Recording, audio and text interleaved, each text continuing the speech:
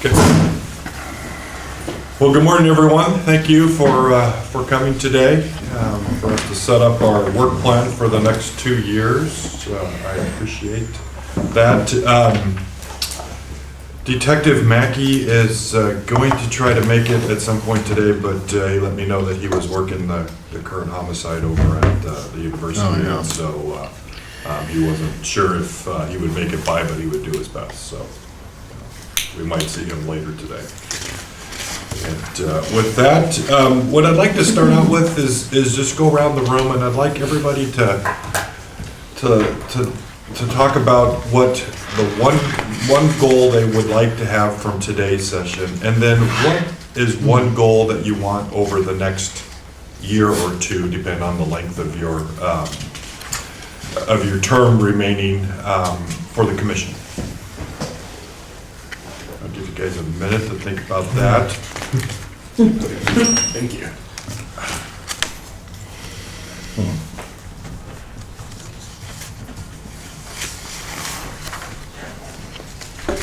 So I will start to kind of give you, so my goal for today, for me, would be for us to, as a commission, to come away with a robust work plan for the next 2 years to really tackle some really good items that are affecting the department and the community.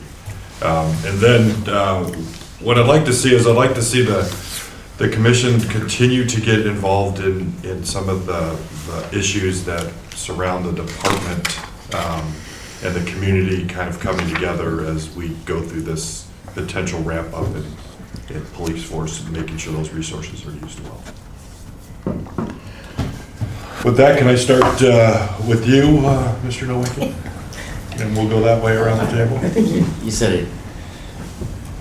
That would be what my goals are too, that we come away with a robust work plan and maybe we come together behind it strong because we develop it together and there's a lot of passion in it. And then two, we have a lot of things going on with the TAC report, with the community safety initiative is to kind of keep an eye out if additional resources are allocated. What is the role of the police commission in helping to facilitate the expansion of a police force and services, and what is the public getting from the police department for this type of investment? So, thank you. Alan? You and I sit on the council, and every year all the different boards and commissions have to bring their work plans for approval. The one thing I want to walk away from when they do that presentation is, yeah, that's the right stuff to work on. And that seems really relevant. And so I want to make sure that our work plan is the right stuff to work on and becomes relevant. And then the second part would be, how does what we're doing interface with the community safety initiative? How does that get molded and make it be successful, especially in implementation? Thank you. I like what he said. I'd really like to have the feeling, when all is done, that the prospective work plan resonates for me, and I can see the value in it from beginning to end, and understand why those are good things for us to attend to. That, more than anything, would be my goal for today. I'd like to see more respect towards the department and towards the commission and the work that we do, and to make sure that we have more acknowledgement in the community just for the good work and things that we're going to be reaching out to and things that we'll be doing. That's my hope and plan, that we reach out more to the different areas of the community. Terry? I would echo that, and reluctantly, as I was fairly reluctant to start going out to these neighborhood meetings, but now that I've been to a few, and I was at the Cal Young meeting that Chief Skinner was at, whatever night that was last week, and I was listening to what the community members were saying, so of course he got a lot of input from community members, and he answered a lot of questions, and he was very open and honest about what we could and couldn't do, or whatever was in our, power to do. Because of course they brought up the homeless, and they brought up burglaries, and they brought up a lot of things that were very interesting. So it made me think that perhaps more attending the neighborhood meetings is probably a good way to go, if nothing else, to listen. I mean, certainly, as I heard Edward say earlier, most people don't even know we have a commission, let alone what we do. So to let them know that, and I did tell the Cal Young people when I spoke that I've never gotten a single email since I've been on this commission. So we're not getting any communication from the bottom up, so to speak. And so then, we're kind of doing the best that we can with our own knowledge of it, which may or may not be terribly accurate. So I'm thinking that that's something that I would like to see made more useful for us, is visiting these community meetings. I think we need more of that input, as much as I hate to say that. Sean? My goal for this meeting is to not embarrass myself. And my goal over the next couple of years is to clarify some of those lines of communication, both from us to the community, from the community to us, and get a little bit more robust investment in telling everybody in Eugene what's happening. Thank you. Jennifer, I don't know if you Yeah. catch on what we're No, talking about. Jeremy was nice enough to Okay. let me know. First of all, I apologize for being late. So maybe that should have been my goal for this evening, is to show up on time. I really like what Silver had to say. I think that when people see value in what you're doing, they're more likely to show up. And I think our problem is that not only do they not know who we are or what we do, since they don't know those things, they don't see that we have value as a group. And so I think we should do that, be able to get out into the community more and let people know who we are. I really appreciate Terry taking over for me for Cal Young. That was great. But also, I just want to find the best ways that I, as a counselor, can support all of you. I really think these commissions are great when they're citizen-driven and the goals come out of what you all see in the community as needs. And for me to be able to find the best way to support that. So I look forward to today. Thank you. Edward? For today, for this plan, A, the council thinks it's the right stuff when we're finished. B, that we think it's the right stuff when we're finished. C, that the public can see it's the right stuff when we're finished. Hopefully all That we three don't- of those are the same. That we don't take on too much and find ourselves constantly feeling behind, or we're not quite getting to things that we need to. And to also leave some expansion room in there for emerging issues, so that we're not unable to address those without falling behind on our plan. So that's what I hope for today. I'd echo what's been said about this commission and the public. When I was first inducted into this group by the Human Rights Commission, the briefing that I got then from Carter Hawley and maybe Bob focused a lot on how we are a portal to and from the public about police policies. But we don't focus on that aspect of it a lot. So I'd like to see meetings of the commission that are in more accessible locations for the public. I know that's inconvenient for city staff, but downtown gets more folks. Going out into the neighborhoods and having some of our meetings there, going to people where they are, it might be a step to take. Absolutely, we should make it easier for people to communicate with us, something that doesn't involve condensing their message into 3 minutes and making the trip out to Country Club Road to do that. So, those are my thoughts. Good, thank you. Thanks, everyone. Jeremy, do you have any goals for today? Sorry, I was skipped right by you. For today? Yeah, and for the commission. Well, for me, for the day is just to make sure that I am able to gather everybody's hopes and that we get them into a nice work plan that we would be able to bring back in June for you to say, yes, that's what we wanted, or maybe there's something that I need to adjust, that we can then Bill and Scott can take to council. So that's my big hope for today, is making sure that I get what you guys are saying. So anyway, fun to serve you. Thank you for letting me be here. So, What day is the council work session? Scheduled in June. I don't think we have a schedule yet. We were trying to be I think it's on the schedule in the now. June calendar. so I had been asking to get a spot. They canceled the last council briefing, so I don't know whether or not they did actually get it on there. Do you have a new? Give me a minute. Okay.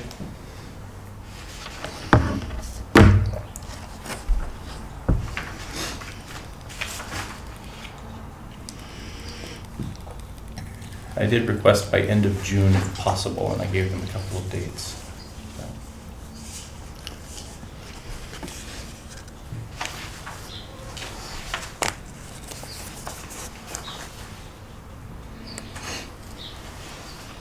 So while Alan looks that up to see. So I just quickly will go through kind of our agenda for today. And so next we'll go through and we'll look at our work plan and our report that we're gonna present to the council here coming up, and just talk a little bit about some of our accomplishments we've had over the last few years. And then if there's any questions or any comments, or you think there's something else in this that we should add to this report, please speak up and let me know. Then Chief Skinner's going to come in and kind of talk about EPD's directions and activities for the next year to two. And then Scott's going to lead us in our discussion on our goals and directions for the next 2 years. And so we kind of will be able to do some brainstorming and put together some of our goals. And with that, Sergeant Williams had included a list of all the policies that he would like to review over the next time. And so those are some of the kind of our jumping off points, if there's some in there that we want to look at. So think about that when Scott starts that discussion piece. Then we'll have lunch around 11:30.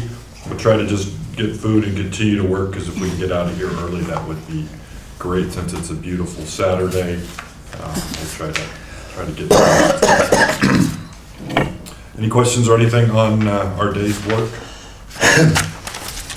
So with that, the commission over the last few years has done a lot of really good work. As you can see on page 2 of our report, we've looked at closed circuit TV and approved policies for that for downtown, which we now have the cameras operating throughout downtown. We did our filming of citizen filming police policy and went through that in 15 years, or going back a few years.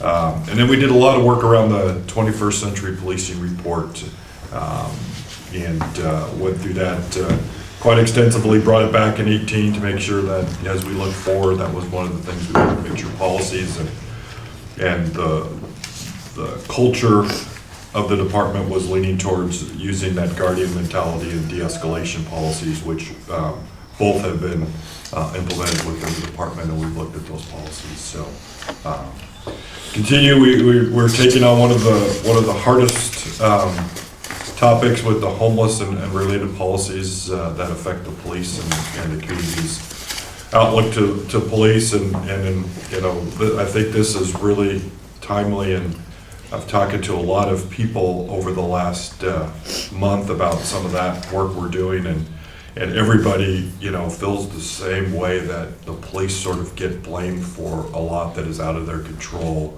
and there should be something that we should try to do to either do community outreach or something, or get people to understand that it's not, it's not their problem, that, they're just happen to be the ones that people look towards to handle when things are annoying them or around. So I think that's a timeliness. I will say, though, that we do have to remain very laser focused. That is the things that only that we can look at within policy or what the police actions are due. We can't take on the homeless issue. We can't try to figure out how to solve it.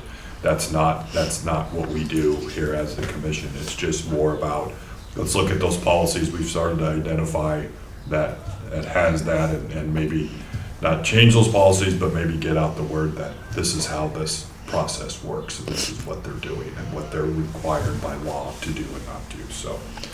Because a lot of those questions, a lot of complaints I think that they get are things that it's in the council, it's in the legislative process, that if they want to make those laws or if they don't want to make those laws, that's really theirs, it's not in the department. So again, I want to remember to keep everybody laser focused on that and not try to get outside of that scope.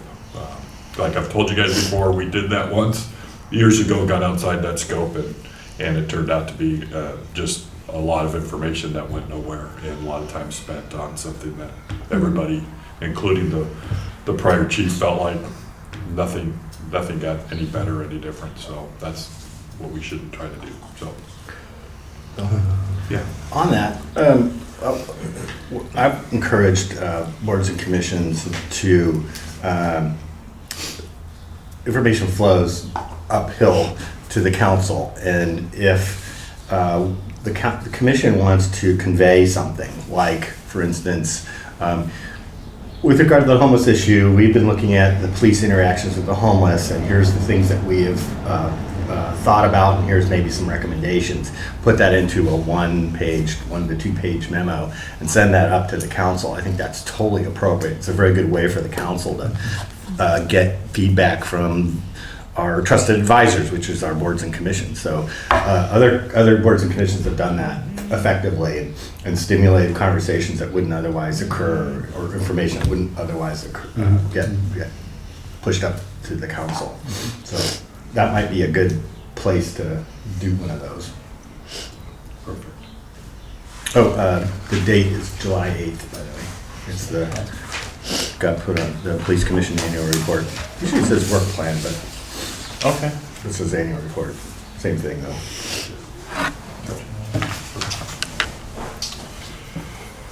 And then recently, we reviewed the department issue cell phone policy. Remind everybody, about our goals. Our goals is just as Alan was saying, are to increase the communication between police and the community, and also, to input up to the council and the city manager, and the conduit of information coming regarding the police department and its policies and doing that. Identify policies and resources that, related to preferred policing alternatives, again, the misunderstandings regarding the nature of adopted police policies and practices, that outreach that we're talking about here, I think that's going to be an important piece as we try to explain some of these things or why policies are set the way they are. So if we go to page 3, we can kind of really see some of the work that we've completed, which is, in my opinion, very impressive, that this commission has tackled a lot of issues over the last 2 years in this work plan. The de-escalation, I want to say, is probably one of the better pieces that we went through, because I think that is so important in today's world that the officers are using that instead of the old tactics of long ago. Drone policy, I think that's starting to take us into looking at alternatives to helping keep people safe and be able to do police work in the future. Code of conduct, force multipliers. The Guardian, again, changing the mentality of police departments to the Guardian from the Warrior, which forever was their mantra. I won't go through all these, but just as we can see that, we have done a lot of work. I think we do need to continue some of that outreach, some of it, and I think we need to, as Silver said, is looking at some of these other groups. I know we had tried last year to reach out to the transponder group, which was very. It's a very difficult, and I don't mean that in a bad way for them, but it's just that their fear of police and anybody associated with the police is a very real fear, and even they didn't want us just to come into those meetings. It's something that we're still continuing trying to work with our leadership and trying to get them more bring some of those issues that they have that may be policy or police related to us. But we have to seek out some of those groups that are disenfranchised or feel like they're not being heard and there's nowhere for them to go. And I think that we need to continue with that sort of outreach going forward and make ourselves more available for that. If I could say something to that. Yeah.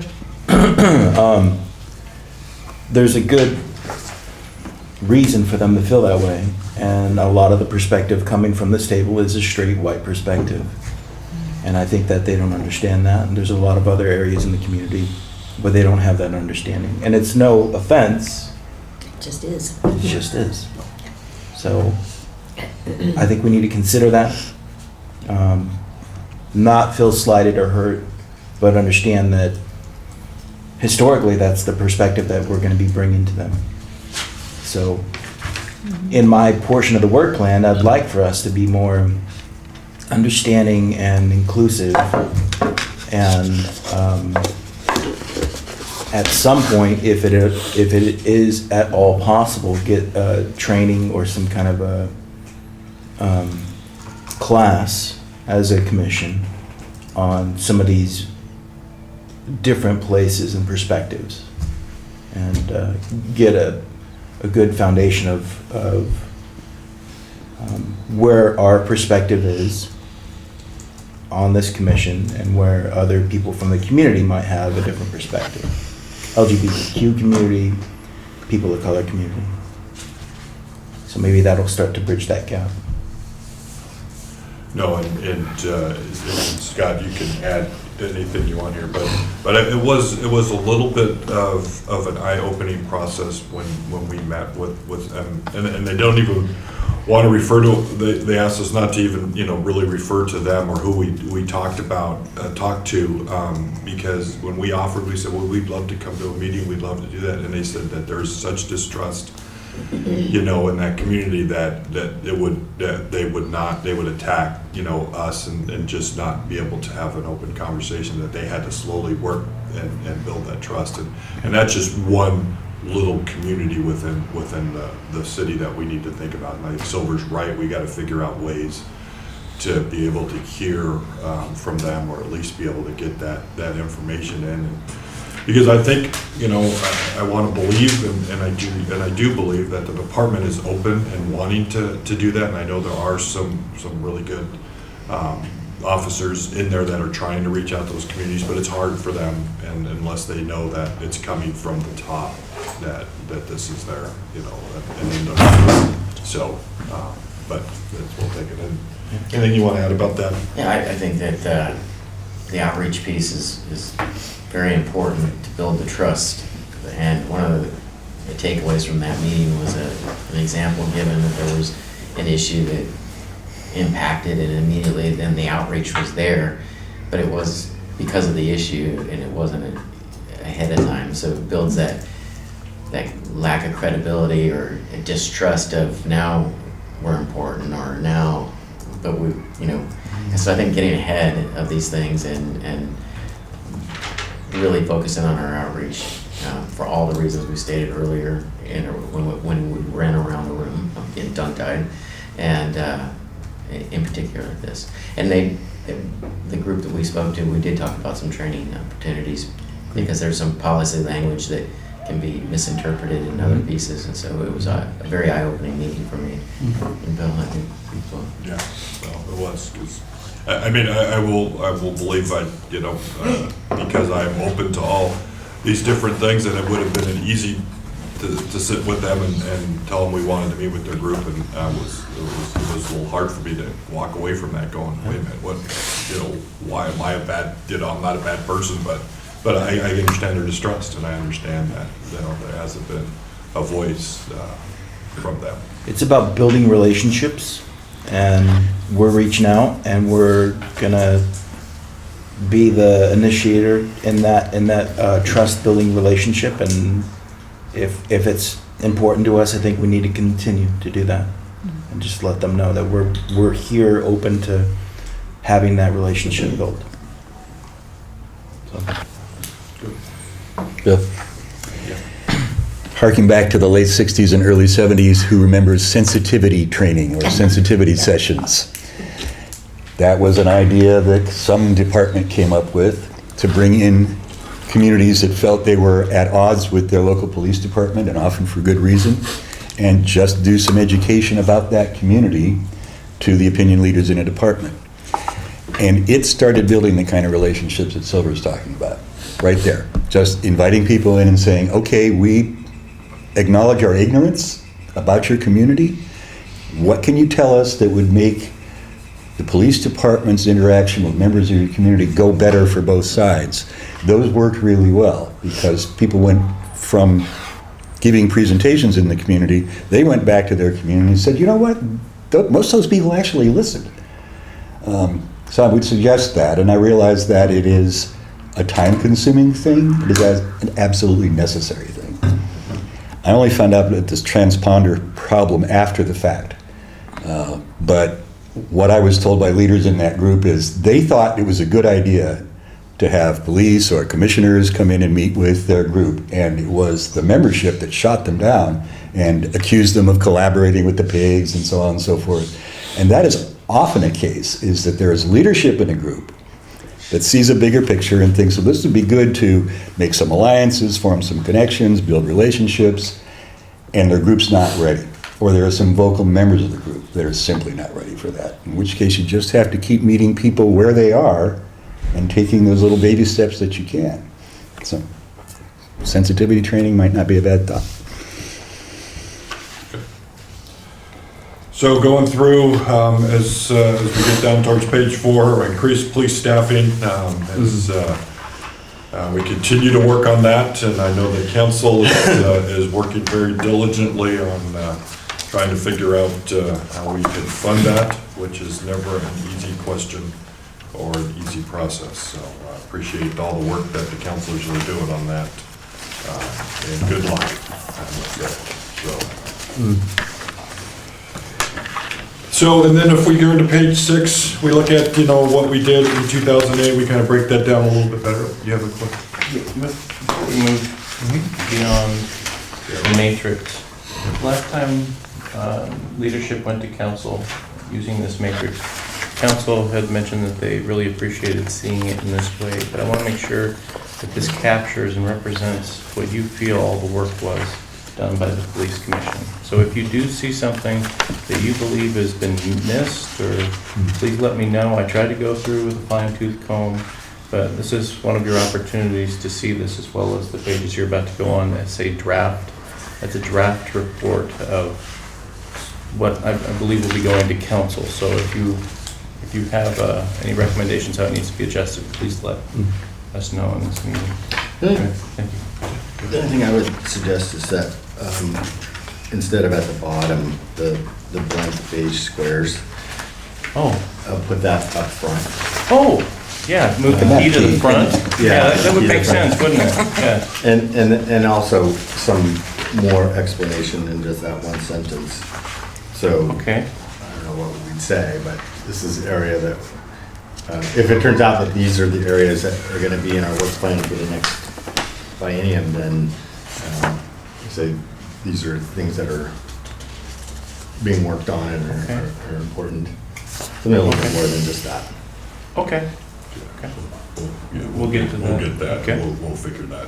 I wonder if number 18 could be renamed outreach to minority communities. We have like one thing listed and then we checked it off as like, we're done. I mean, maybe. I think I know what we mean by that, but it doesn't Well, look. look, there's 2 out of Yeah. dozens and dozens. We tried. Number Yeah. 18, page 4. I just think it needs a new title, like maybe initial. I don't know. Yeah. Good point. Ongoing conversation. Yes. Yeah, just so it doesn't Maybe apply. outreach to underserved communities or something, or. I don't know. Or Initial contact with. When I read that, I was Okay. like, So we're done with that? So That definitely needs some beige. Remove the check Yeah. there and get a beige box. Yeah. Okay, that's a great catch, thank you for that. Well, and there was more, wasn't there more groups that we between the two of us met with through that process? That we were trying to get some of the groups that were a little more sensitive and we didn't. we were trying to reach out to them before we went to any meetings. We did. So we'll look at that too. I think we'll go back and I'll look at my notes, but it seemed like there was like 4 or 5 we actually met with to Okay. get that started, so. Yeah. Thank you for that catch. I do think it needs to be renamed. Yeah. I just, because I'm a newbie, well, when you did that, what was your guys' intent? What was the goal of the mission doing that? Just to do some more outreach, figure out what's going on with the community, tell them that the police commission exists? Yeah, so, and I'll give Scott a moment after this, but so it was part of Scott's initial outreach plan. It was to try to meet to some of these groups that we felt like we weren't hearing from or weren't involved in some of the policy making. We weren't getting a lot of feedback from them. And so we tried to list out a dozen of the ones that we felt like weren't being talked to, or we felt like there was some hesitation on their part to interact with us. And so that's where that started. But yeah, what else? I think it started from one of our meetings, and it was mentioned the different groups that we should, or have no contact with at all. And then I think Chief Kearns, and Chief Kearns brought up some, the work he had been doing, and I think we said, well, we want to get active too and start, I think we could start here and start to see where this goes. And that led to the greater initiative when we found, you hear these complaints or the police take the blame for certain things that are happening, and then it seems like that story is everywhere. And so we just started meeting anybody who wanted to meet, and some of the folks, different people wanted to meet with us after they heard we met with other groups, and it just kind of, there was a period of time where we were pretty busy, just a lot of one-on-ones.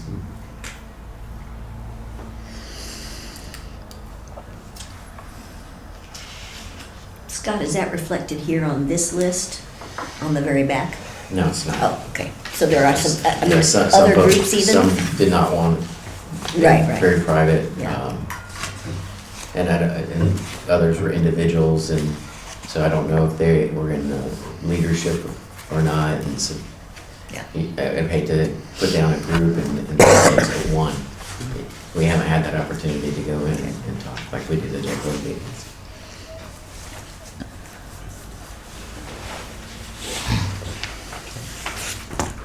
Anything else on the, and the one thing I will say, if I remember when we first showed him this grid, that I think it was, that Jeremy got a lot of calls from other boards and commissions because it was recommended that everybody go to this since it was so well laid out in their work plans when they talk about it. So good job, Jeremy, on putting it together.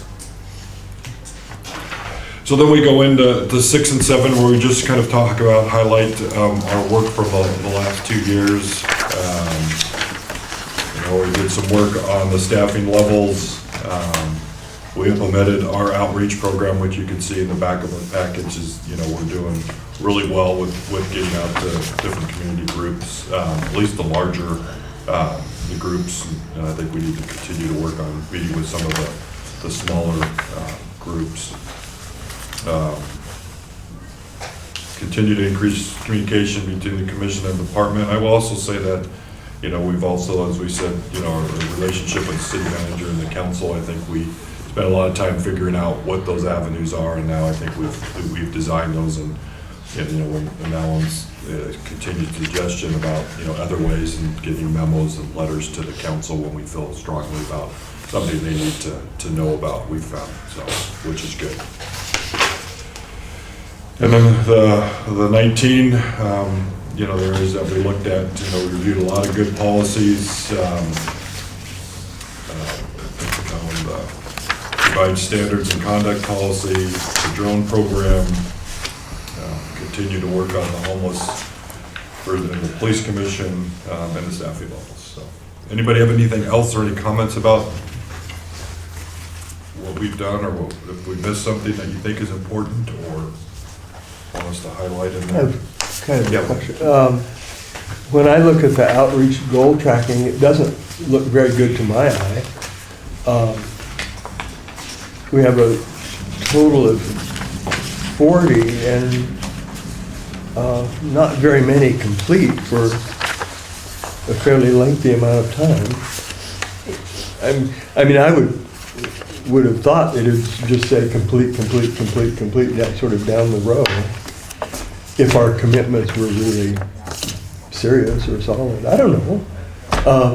Also, I have another thing to say about that, and that's, well, I'm not sure it works the way we've sort of set it up or designed it. 'Cause I went on this one, and people listened politely and so on, but they didn't really have anything to say back. And I don't think I would either in their shoes. But if it seems to me like if we told them we're going to come back a second time at your next meeting or something, they might well then, upon rumination and reflection, have something to say. I would think. I mean, so it might actually require a commitment of not only going, but going back to really get the result one wants or hopes for. So I'm not sure this is working the way I would have expected or hoped. And the additional thing is, I think to make it work, you really have to make more of a pattern of it. You have to go back. So, and I'm in favor of the outreach idea, but I'm not sure that's the way to do it. So. I think in this last year, you know, when you look at the colors, maybe it doesn't look as good, but I think if you look at the outreach that we have made and just finally getting a whole list of the different associations and other things, put that together, because this list is kind of, I think we've added some, we've had to take some away, we still have 4 inactives on here that, when you look at the chart, it looks like there's a lot, right? But if we took those 4 off too, you're moving it up a little bit there, and I think there were some other groups. I think Hard to. Silver was pointing one up. It's not active, and I don't know. Is that reflected here?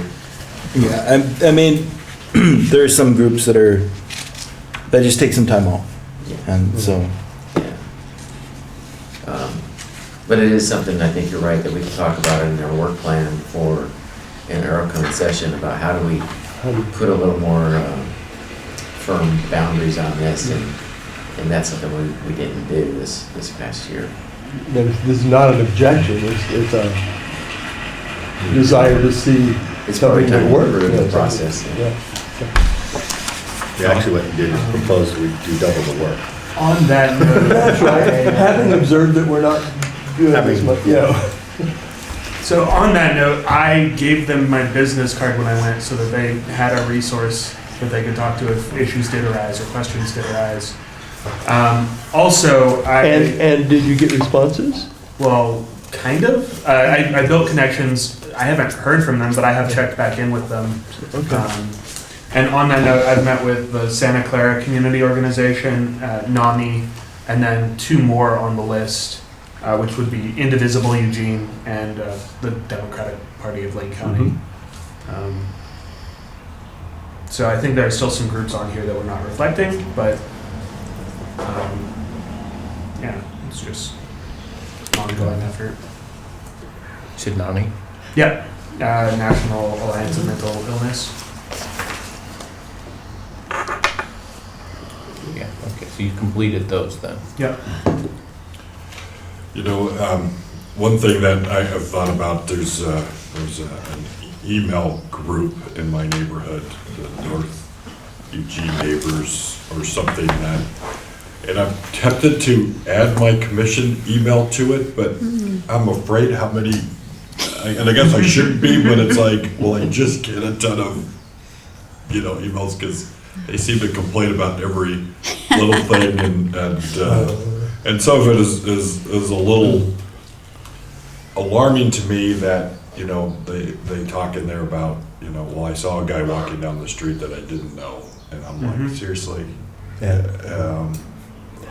And so that's a little bit the reason why I haven't done it. But maybe that's something that we need to look at and do. Maybe we would get some good information out of that about what's going on in our neighborhoods, but some of those are hard. I know the counselors probably get those emails anyway all the time, and it's, but to me, I'm just, But we have to, I mean, a lot of these groups, there are groups on here that I've been talking to get on their agenda. They have their own priorities. You know, we may not be a priority when they're meeting infrequently. Some of them don't meet every month. Getting us on the agenda is not as easy.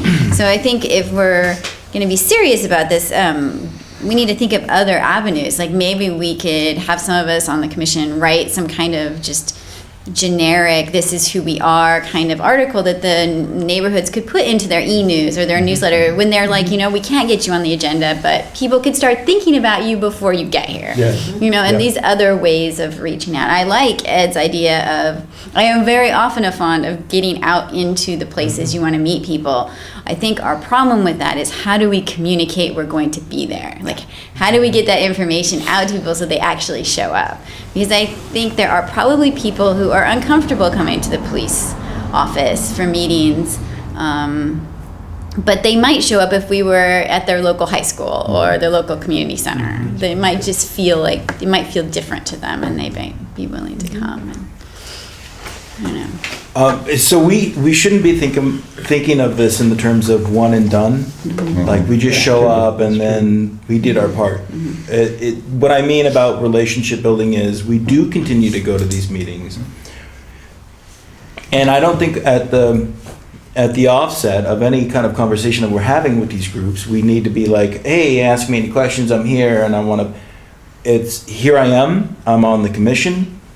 And if you have any questions, fine. If not, I just want to build this relationship. If there's questions in the future, then that's great. But to show up at a meeting and say, this is going to be my meeting now, that's the way it comes off. Yeah. So, you know, again, it's just a pattern of if you're there and you become somebody who they recognize and they know why you're there, then we can start to bridge those gaps and make those connections and build some trust. So.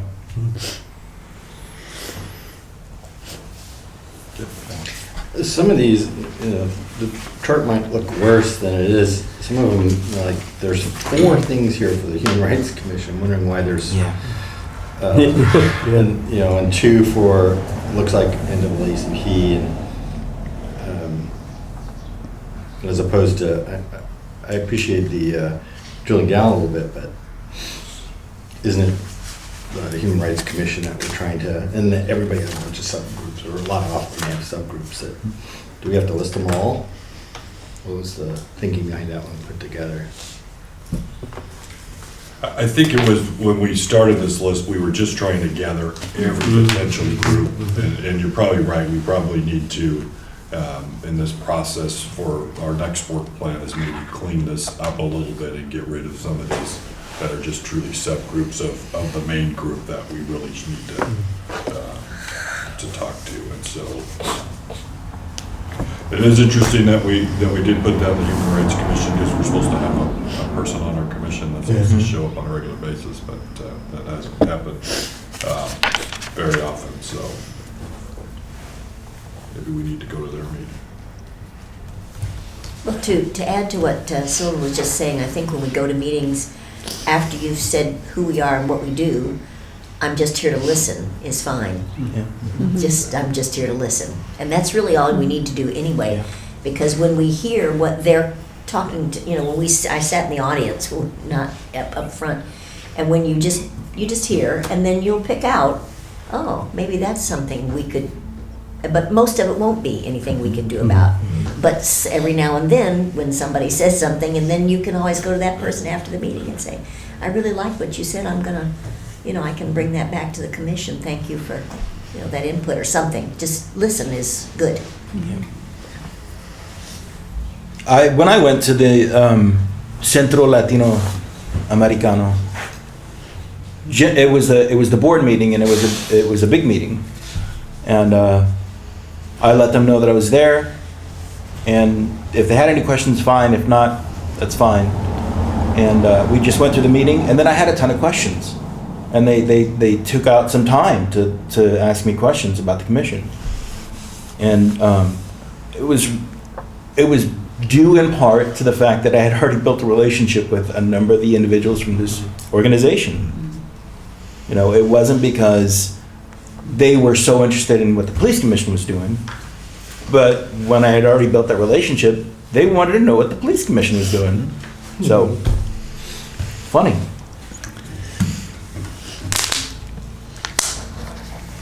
Okay, anything else on Jeremy? So would it be okay then if I just made it just the Human Rights Commission and dropped the 2 others? That's kind of what I was doing there. What's the second from the bottom, general membership meeting? Is It's a wrap from the line above. that? Yeah, Looks like- that's not Yeah, its own line. that's not- It's just such a long title. With the bar, it looks like it's 2 things. Oh, yeah, sorry. So we can just kind of get that bar out of that. I can, yeah, I'll get rid of that. So is that the only one to combine, the Human Rights Commission? Or is there another one? If you NAACP. consolidate the NAACP? Looks like there's 2. Oh, that's not right. That's the wrap. Oh, Okay. yeah, no, Yeah, it's, that's yeah, what it's we're just the doing. wrap. So I'll fix the wrap, combine the Human Rights Commission, so it's just a single line. Okay. What are you gonna do with the inactives in the neighborhoods? Do you want me to make those not show? I was leaving them there just to show them as inactive. Yeah, I think leave them there. Yeah. Maybe have them group them at the bottom and don't put a color on them because there's nothing to Okay. do about them. Okay, so I'll make a list at the bottom of inactive groups and just move them all down there And no color. and no color? Yeah. Absolutely. You can't meet with them if they don't. See, well, we just improved our situation. Just Just made it bad. Yep. Any other? Without doing twice the work. Now we're really looking like we're doing something good. Get rid of half the groups, we're really doing well. Can I just say something real quick on this Yeah. too? One of the things too we could do in just brainstorming around this a little bit. If we had a PDF that said what we do, what our goals are, and then our contact information for each of the commissioners, that could be emailed out to groups. And, it could be, we want to be on your agenda at some point in the next year, and here's the PDF, and that can be circulated out to members as well. And it just can help create something, and I don't think we have that right now. We don't have a calling card per se Nope. at all, and so that's something we can all craft and then vote on, and it can't be altered. And we can all use it and share it and then update it every year when we have new members. That's a good idea. That's a good idea. Alan, you had something? Yeah, I just thought of this. The Western University neighborhood is dormant, but the chief and I actually met with kind of their replacement group, which is the Pearl District. And maybe Jeremy, you could add in the Pearl District. It's on the The list. Pearl District, the one that you Rural attended? district around Whiteburg Dental Clinic. Yeah, I added it for Oh, you, there it is. and I put that you completed it. All right, yeah. Sorry, didn't see that. No, that's great. Yeah, we did that with them. Please, if there's any other questions like that, let me know. I may have missed them. Just one thing I've noticed. Chief Kearns put together a good contact list after a massacre of gay people in a nightclub in Orlando. He realized and said quite plainly to us, I realize I don't have contacts in that community in Eugene. Nobody. I don't know people. And bless his heart, he went right to work finding that. Myself and other community leaders put together a list of groups. I believe he met with them one by one. So somewhere in the files is that list of groups. Needs to be appended down here and added to people we reach out to. If that is not still in the file, You see if you can I think locate that. HRC staff may have a copy of it, and if they don't, we can reconstruct it. No, I That's believe when that. work started, yeah. Yeah. What do you want to call that list of groups? LGBTQI+. Okay.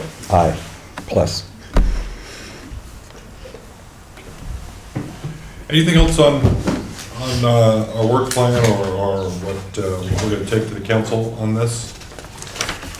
With that, let's take a short break. And then the chief is due in about 5 minutes, so let's take a 5 to 10 minute break until he gets here, and then we'll get started again.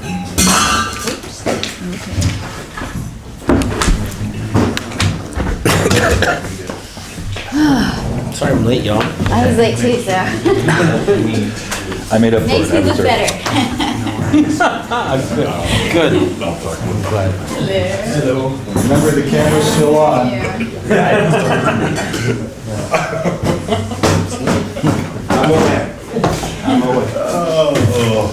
That is interesting, isn't that? You wanna plug it in? You want to just check it out, right? Just see how Grab something, it's early. horrible is it, but I've actually seen electric ones that are not that bad. Like, Space if is you great, stand right? back, they don't look real. Oh, what's real? Almost Space is real. great. You requested this one. No, but I didn't. I hadn't either. I did this for you. Find it either. But actually, we've, police commission's been here the last 2 times. They did. It's cute though. Right, It's nice. see where that kind of drops down right there, over there? That's what they do in December, they do movies in the park. It's one of the places they do it. It's on Moana. On every break, you get the heck out of here. I've never seen it before. Oh, I want to see that. I was gonna go to that, but we had a conflict. In the Matrix, I think. That's down there. What are you doing? Now, hanging out inside on Sunday. Actually, the name of a biblical angel. Absolutely right, and I thought At least you that had some I sunshine. fixed them all Hey, how are you? It's good. right here. Chris, That's did it. you get my email Thank you. yesterday? And the problem is, if you Probably run spell checking check, emails. that's an acceptable spelling of that name. It is. What you look at. It is, So no, and I there's ran a into this thing going around before.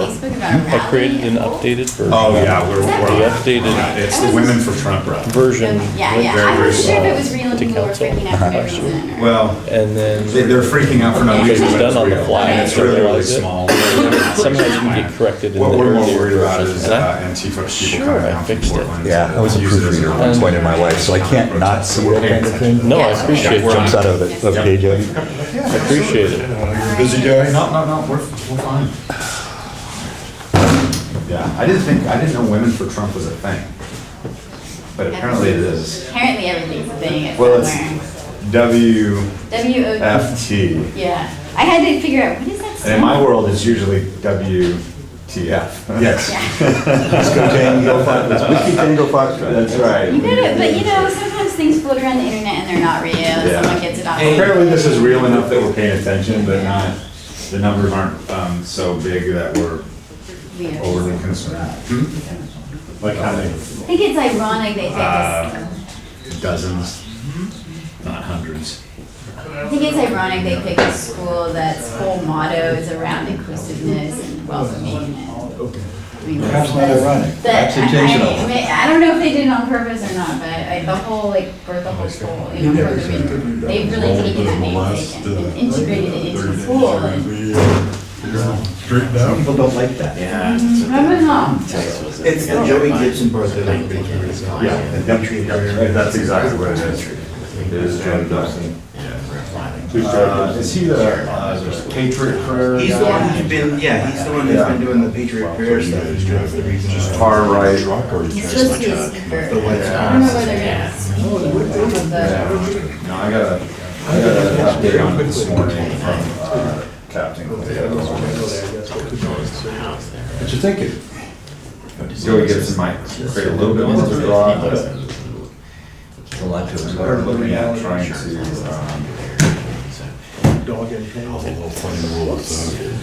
you may not try to hold There is a Valley small on store. Holt Elementary property, since that's the only. They're They may try to hold it at Holt Elementary property, since that's the only open ground at Farland and Cal. Right, that's what I was thinking, where are they gonna have a speaker, there's nowhere to stand. Which one? They're telling people not to park in the parking lot, but It's worrisome, is around the county right now, there's Things off the chest. dust ups going on. Yeah. They're basically right-wing street groups seeking out left-wing street groups, or people they think are part of that. And this is the other way around. It's on the 4th of May, but they're super mild weekend. Yeah. So Jennifer goes both ways. Got a action plan. That's the problem, is once the video gets out, so they play.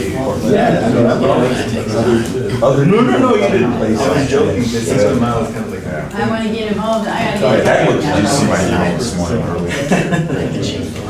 Oh, no. Thanks for that. Oh, not that. I'd say this one. Well, at least wait till Thursday. Fire it off. My phone's nowhere near my bed. Yeah, we'll get up at 2:10 and then go on 4 with another update. So well, I can wait till 6:30. That actually was rural jurisdiction, and they asked us to take it. They didn't have the capacity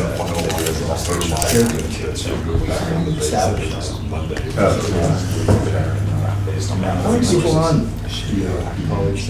They've got, their sworn staff is not horribly small for the footprint they have. You know, I think they're probably 20 sworn. Yeah, they're pretty good size. The problem is they just don't have a real robust detective vision or experience with and they're making it.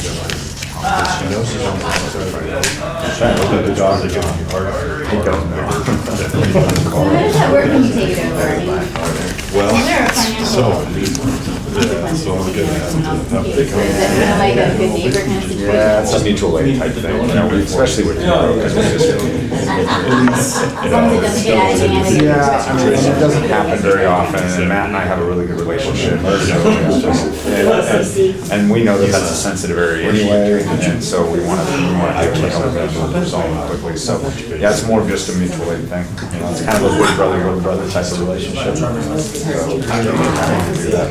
It's the right thing to do. That makes sense. I mean, they got. I think we can send her a closed And Bo, generally speaking, when it comes to our services, are really good about how to something in place that has a reimbursement mechanism to it. So they try not to abuse that, but in these cases, it's just unfortunate because we had the one up on terrible relationship. It was a really sad case with the elderly couple yesterday afternoon. And then this one this morning, so we're just more just busy. It seems really simple, like, here's a problem, here's the solution. I get where that's not, but that would take a lot of the burden off of the police, because you'd be concerned with this. All right, everyone, shall we regroup so we can keep moving along?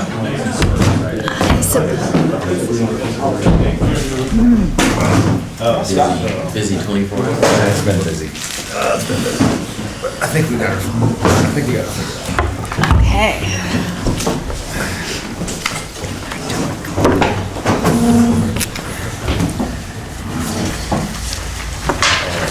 Jeremy, we're still on tape. We are on tape.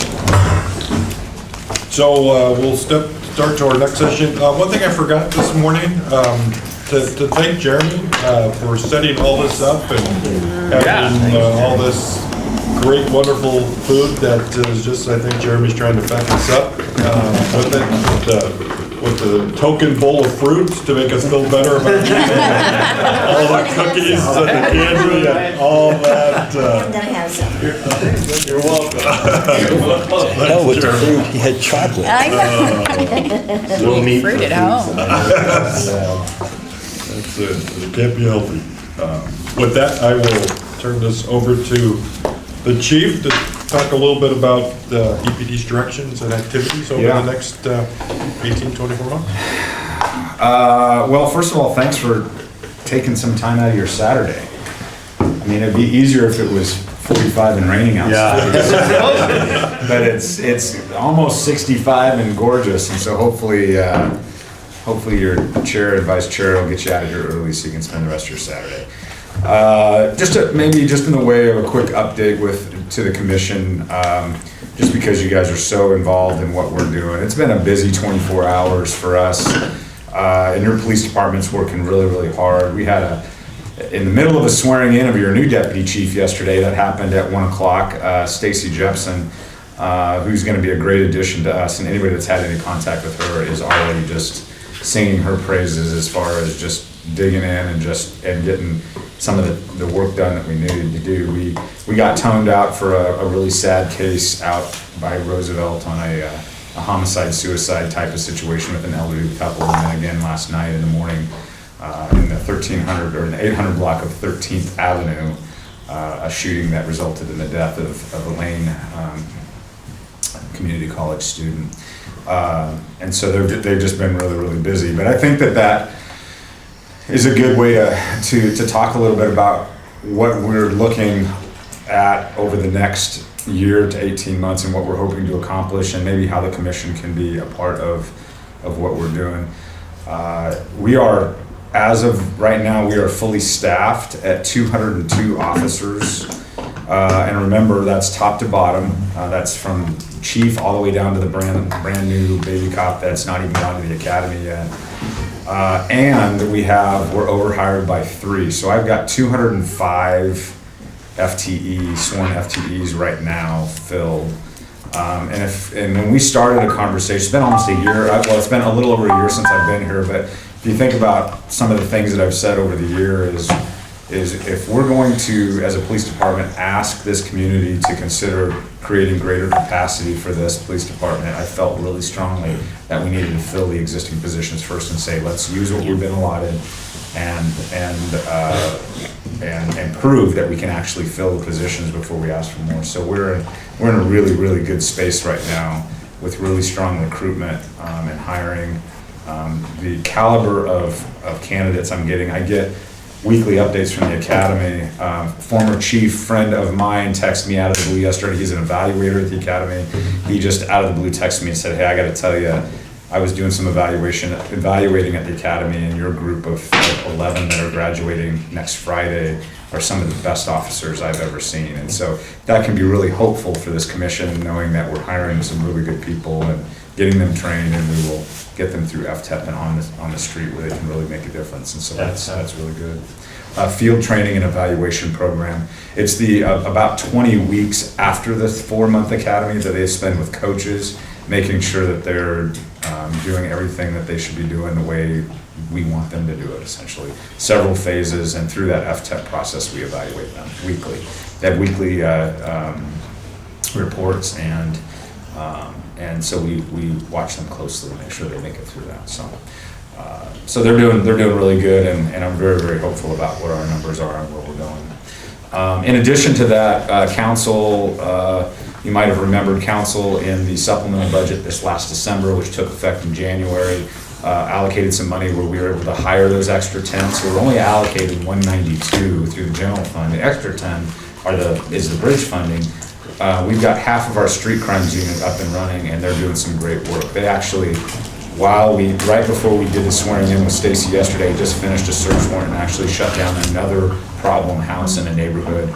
And that problem house was specifically identified through complaints from community members and neighbors. And we took their information, surveillance, did some controlled buys, and we were actually able to shut down that house, make an arrest, seize guns, money, and drugs.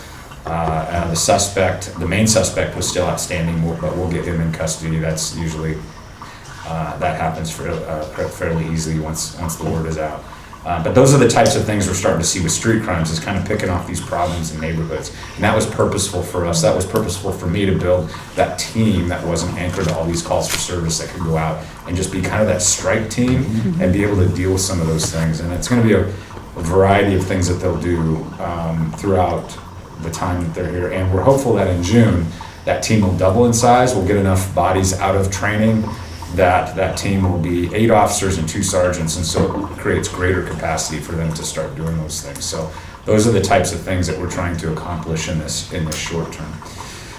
Long term for this police department, as you all are aware of, and especially the council members that are on commission, we are getting geared up for a fairly significant conversation next Wednesday about community safety, its capacity, its need. I think we would all agree that there is a need there, but maybe more importantly, the funding mechanism. How do we fund it?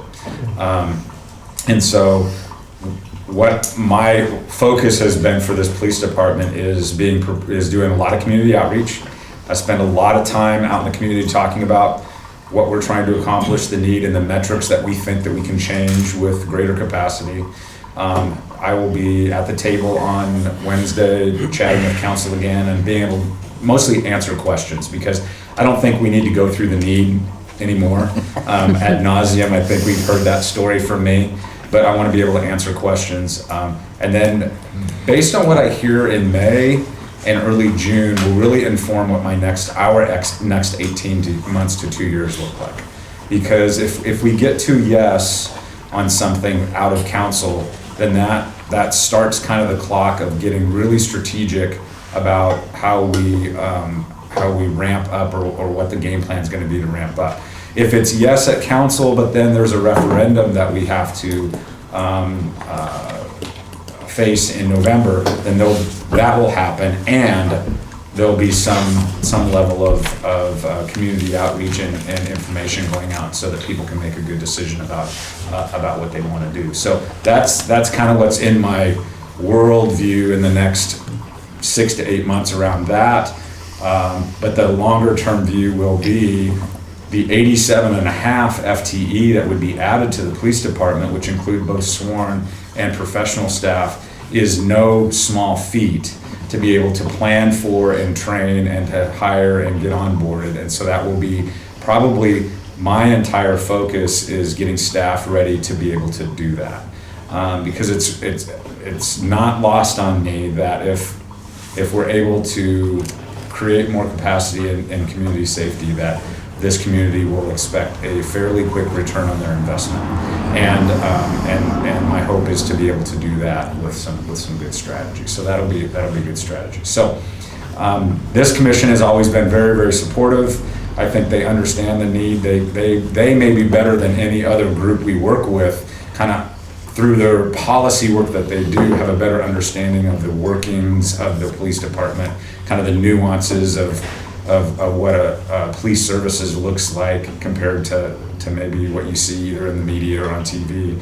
And so I think this commission plays a vital role in continuing to be strong advocates for the need, and understanding that there's a need, strong advocates for good policies and procedures that really shape and drive the direction we're going to go, and really shape and mold this department. If you think about what that looks like, think about how young our department will be when we do this. And where do we make mistakes? We make them when we're youngsters. And so strong policies, strong procedures, high levels of accountability and transparency and openness to the public is going to be really, really key for us, because we're already pretty young.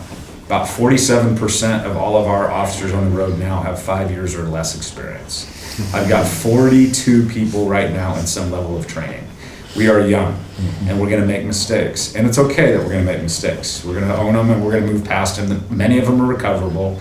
A few of them may not be, but many of them are recoverable. But I think this commission can play a key role in helping us help this department maybe grow up a little faster than it normally would when we have these young people on board. So that's kind of some thoughts. I thought I'd leave some time for some questions. It always seems that the interaction and the dialogue is really, really helpful for the commission. So.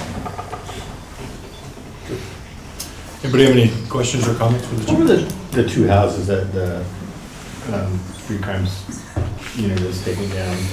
What neighborhoods were they in? I don't have the addresses on me. I could get those. We've had several houses. We've had one out off of Chad Drive. Like in the first couple of days was one of them. The other one seemed like it was a house in the West University area. Was the one that we did the search warrant on yesterday. And I don't know the exact address, but I just remember talking with Lieutenant Vinci and associating that address with being close enough to West University with some of the issues that we're seeing there as being a really good story and stuff. Yeah, the reason I ask is exactly that. It's the good story that when you say, what is the police department doing that's different, and you talk about the street crime unit, you can point to examples. In these two neighborhoods, there were these problem houses that were created, complaints from the neighbors, And we finally had the resources to go in and do something about it and took those two out. And that's the type of thing I think really resonates with folks.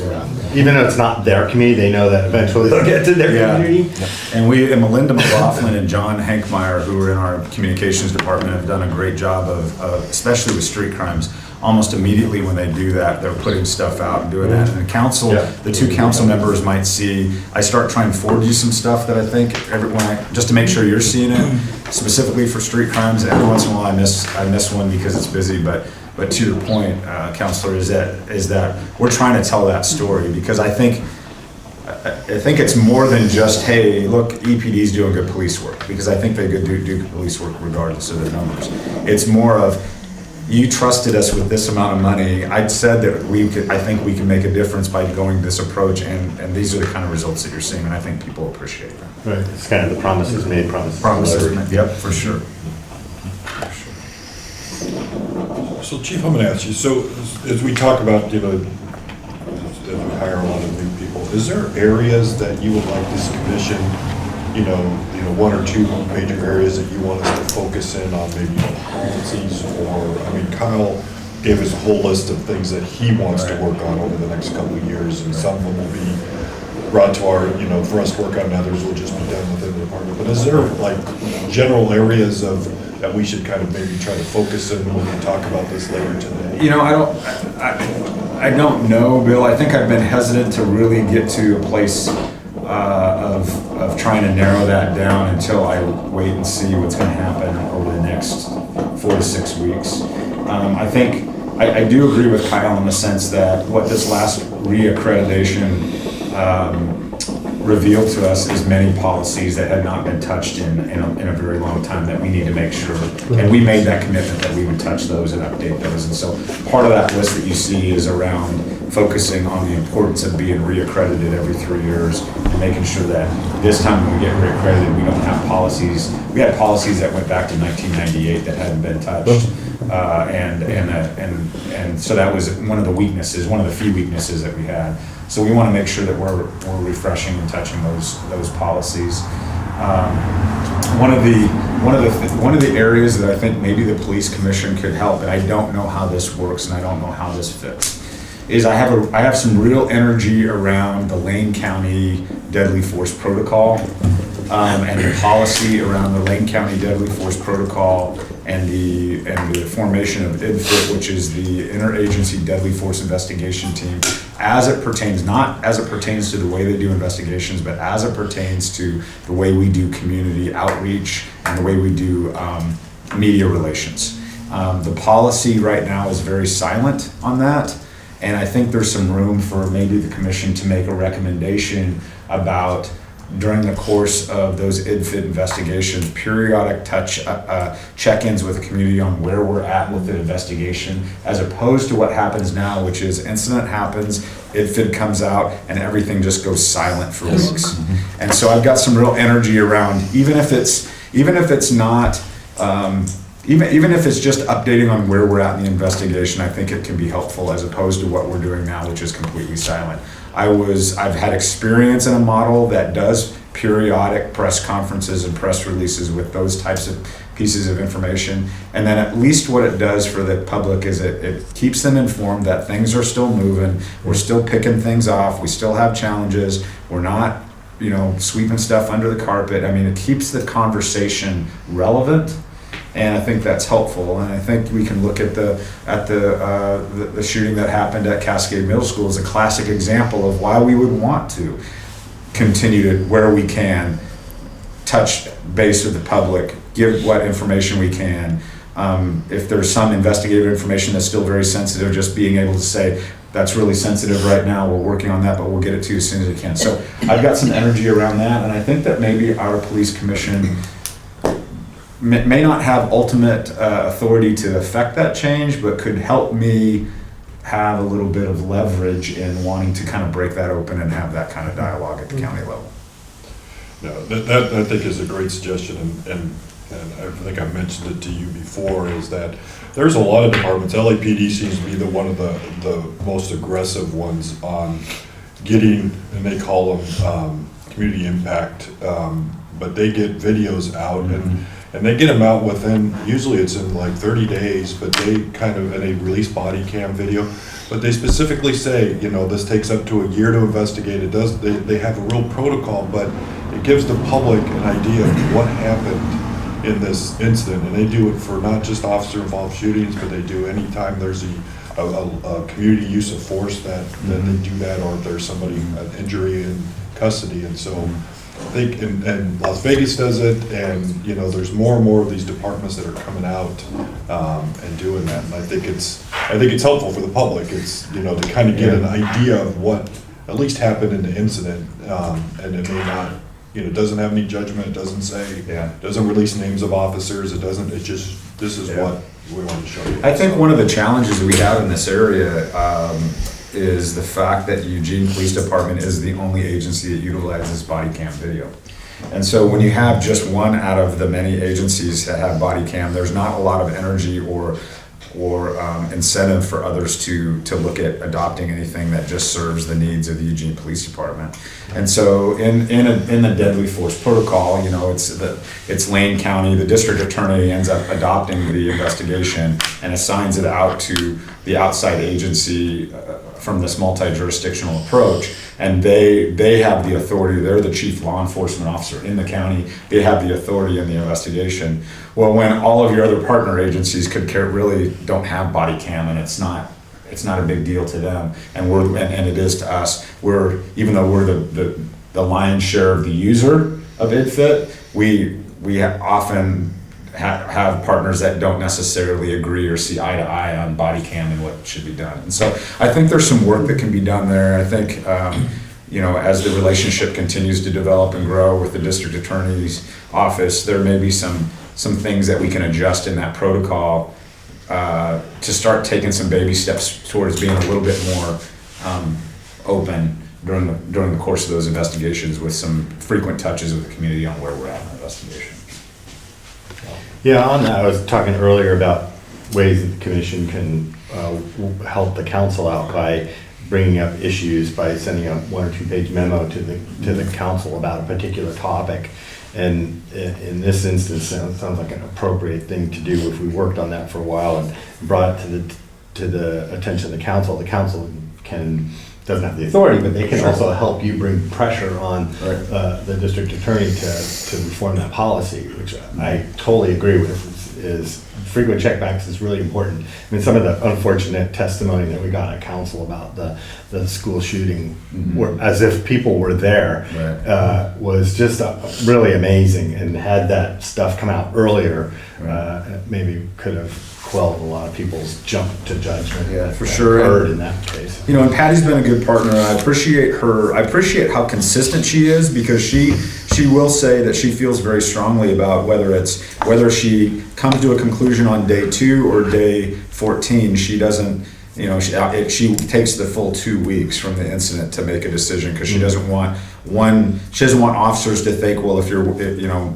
Officer's A decision came at day 3 and now we're in day 10 and now Officer B is thinking, So I appreciate kind of her approach. I think the piece of the protocol that really needs to be updated is, and especially in this day and time, when you think about when it was put together, which was over a decade ago, is just the nuance of social media and media relations and the need for frequent checks. I just think that is a piece that's just not as contemporary as it could be. And so if there's one piece that I would love to kind of break open and see if we can get to some consensus on, is who's in charge of the media relations when this happens, and communicate that, and what will be the expectations, weekly briefings, bi-weekly briefings, something that continues to point to when the public is going to get a chance, or the media is going to get a chance to hear the update, ask some questions. They may not like the answers they get, but at least having exposure to the investigation is important. Yeah, because the truth is walking, and the rumors are in race cars.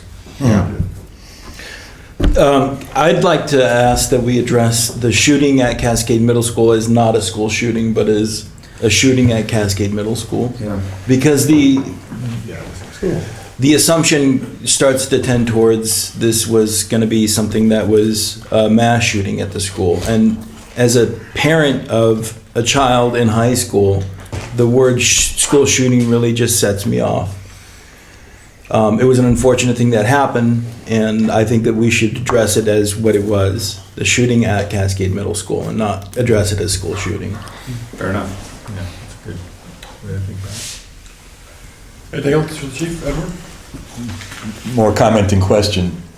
I work with social media almost exclusively now. It's my profession at this point. And people's expectation that they're going to get an instant answer and an instant reply, that they will be kept advised of a process, has gone way up because of social media. You're aware of this. Sure. LAPD, I've worked with a lot of departments on community trust issues in different cities. LAPD is a way ahead of, because they don't want more Watts riots. They don't want more Rodney King riots. They have a very strong incentive to make investigations as transparent as possible.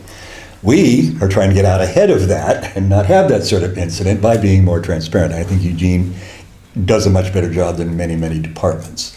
But people's feelings run strong, and the more actual facts you can give them and back them up as facts, not just, oh, that's fake news, the less that feeling spreads out as distrust of the police, distrust of the process, making it more clear to the public that this isn't just cops investigating cops, and of course the outcome will be blah, blah, blah.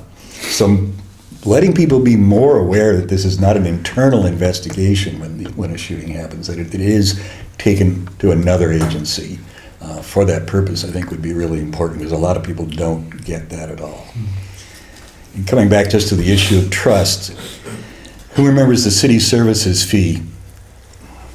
Yeah, so I worked hard at Lucy's request to try to get that passed. Or was it Katie? I'm getting old and I forget, thank you. I ran into a lot of obstacles in the public who saying, why give the police more money, they fill in the blank. Why give the police more money, they don't fill in the blank. But the people would vote against more investigators, more ambulance drivers, restrooms in the parks. That has a lot to do with distrust about how the money's going to be spent or how the process goes. You look at some cities like Oakland, California, where distrust in the police reaches a point where we're not going to call them because they're not going to come. The funding starts to drop because people encourage their elected officials not to increase the police budget. Now the services get worse because the funding's worse. Now people's expectation of the department is fulfilled because they don't get the service, because the funding is low, because their trust was low. It's a horrible circle. So any place you can intervene in that, either to educate people more to what police actually do, because that's not really clear to some people, what the processes are, how their money's spent, all of that makes a difference at ballot boxes. So yay for everything that you're doing. And intervening in those cycles is really important. So finding where's the best point to intervene in it, very important. And I don't have a lot of answers about that, but I know getting out ahead of the rumor is almost impossible nowadays. So you really have to work double hard to get the truth out. It's been my experience, like I had mentioned earlier, I've done a lot of talks in the community this last year around this. I mean, a lot. And it's starting to kind of get ramped up. The easy sell right now is the need. I mean, everybody almost overwhelmingly within the first, through their own experiences, recognizes the need. I mean, there isn't a meeting that doesn't go by that I don't, when I get to Q&A, hear over and over and over again how we underachieve in the service level, in the service category. And they're very gracious about it. They understand why. The challenge in this particular case will be creating a mechanism that is as fair and progressive as possible and is as accountable as possible, so that people feel comfortable that the money is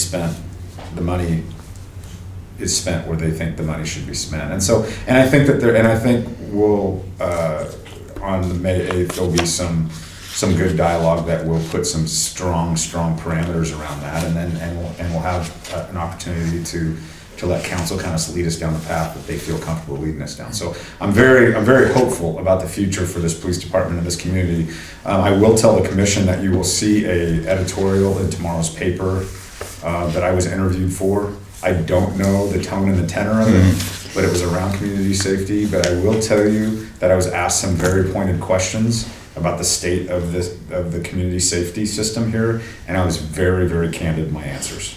So I gave it to him straight based on my years worth of evaluation on the direction that Eugene is going, and what that direction potentially looks like if we don't do something. And whatever that something is still what we're trying to build. So not to be surprised by that. Candid is what we need, because if there's one thing I've learned working with a lot of different ages who use social media, especially younger folks, if you're not honest and speak from the heart, you're not going to reach them. Well, and for me, it's candid without sensationalizing. I'm trying to just be candid without, having the whole babies will burn mentality. I'm trying not to do that, but I'm being very, very direct about the amount of misdemeanor crime this community faces and doing nothing, what that looks like in 3 to 5 years for this community. The single thing that shocks me most that people don't know here is the size of our department compared to other cities' departments. Yeah. And given that single fact, I've seen people's face change like, oh, well, that explains. So we might want to hammer that point home a little. We do, but I also am really quick to in addition to that, articulate that sometimes city size can be apples to apples, but sometimes it's not, because we have some nuances in Eugene that other cities our size are not dealing with. They're just flat not dealing with. We have we have a human condition here that we deal with that other cities our size around the country just are not dealing with, and it takes resources to deal with those things, and so there's multiple conversations around comparing us.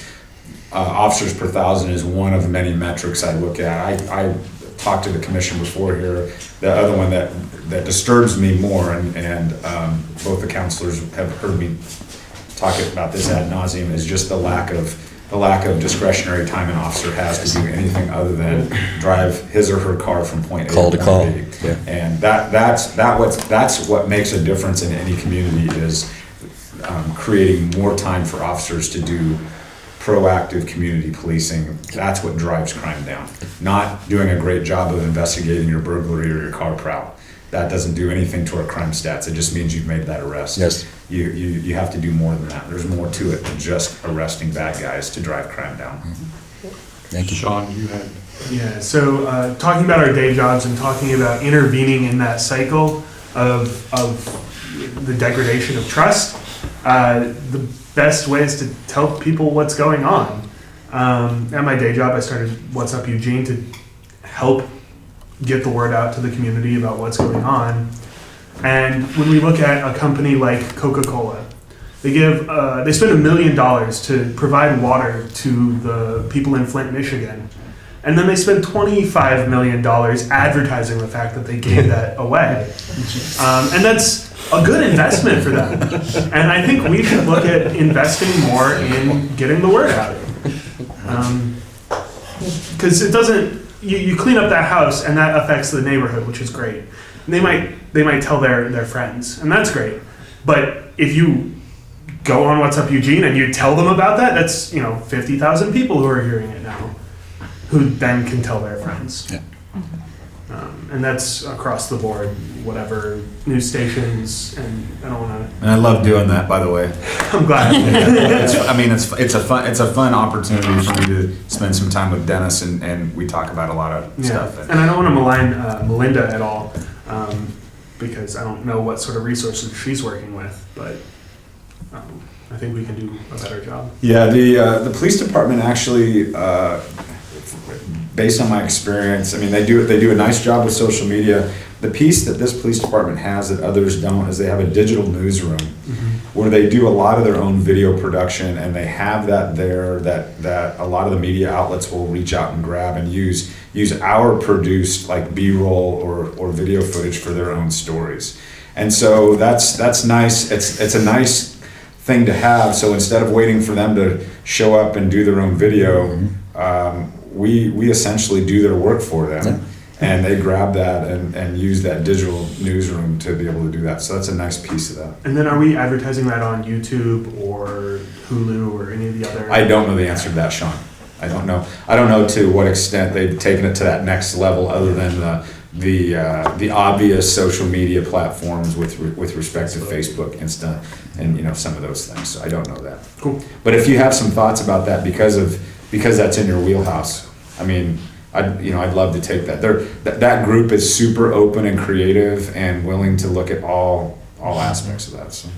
So. Okay, hold on. Joel was, you sure, Joel? Okay, go ahead.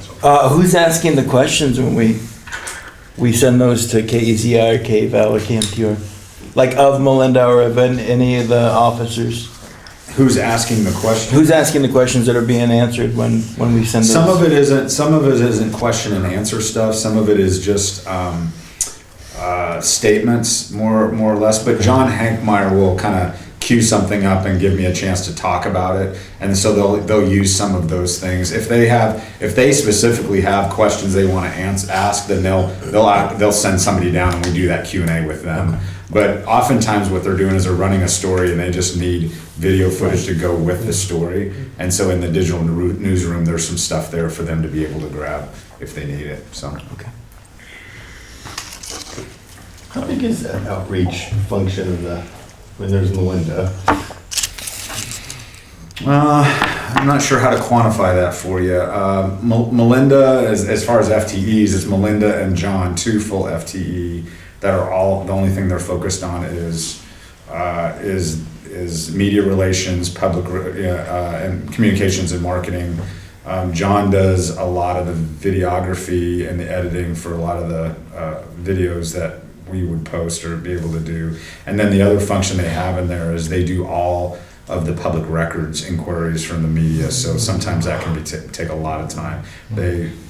Melinda handles all the public records requests for police reports or anything that's going on. So that takes a lot of time. So that's 2. It feels like the right size now. There may be a need for some expansion in the future, but right now it feels like the right size. But again,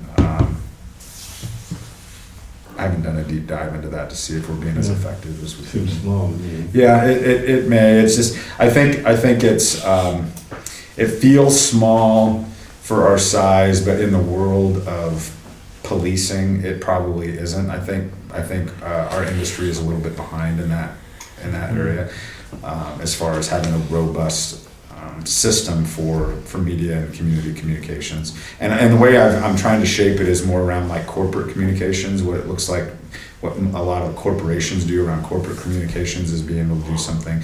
In the early stages, it was just all about writing press releases and putting them on a fax machine. And now we have to kind of look at it more like corporate communications. Right. And with limited resources, putting them to catch bad guys versus talking about catching bad guys is an easy one. Yeah. Right now it is for sure. Yeah. But to Sean's point, we probably can tell our story a little bit better with a little bit better investment. So there's a lot of really good stories that are happening out there. Did you have? Dude, I just done with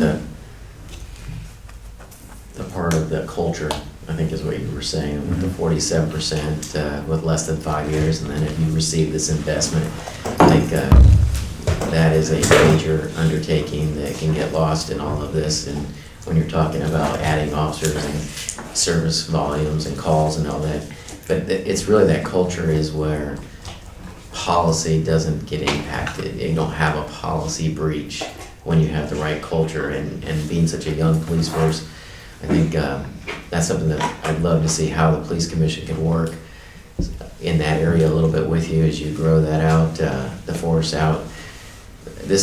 I look at police officers as these are the ambassadors in our community, where these are the folks that we put on the payroll that are going to meet oftentimes our community members in a very difficult place, and something bad is happening. And so as we are 47% now and we add another 40, what percentage is all young in that culture?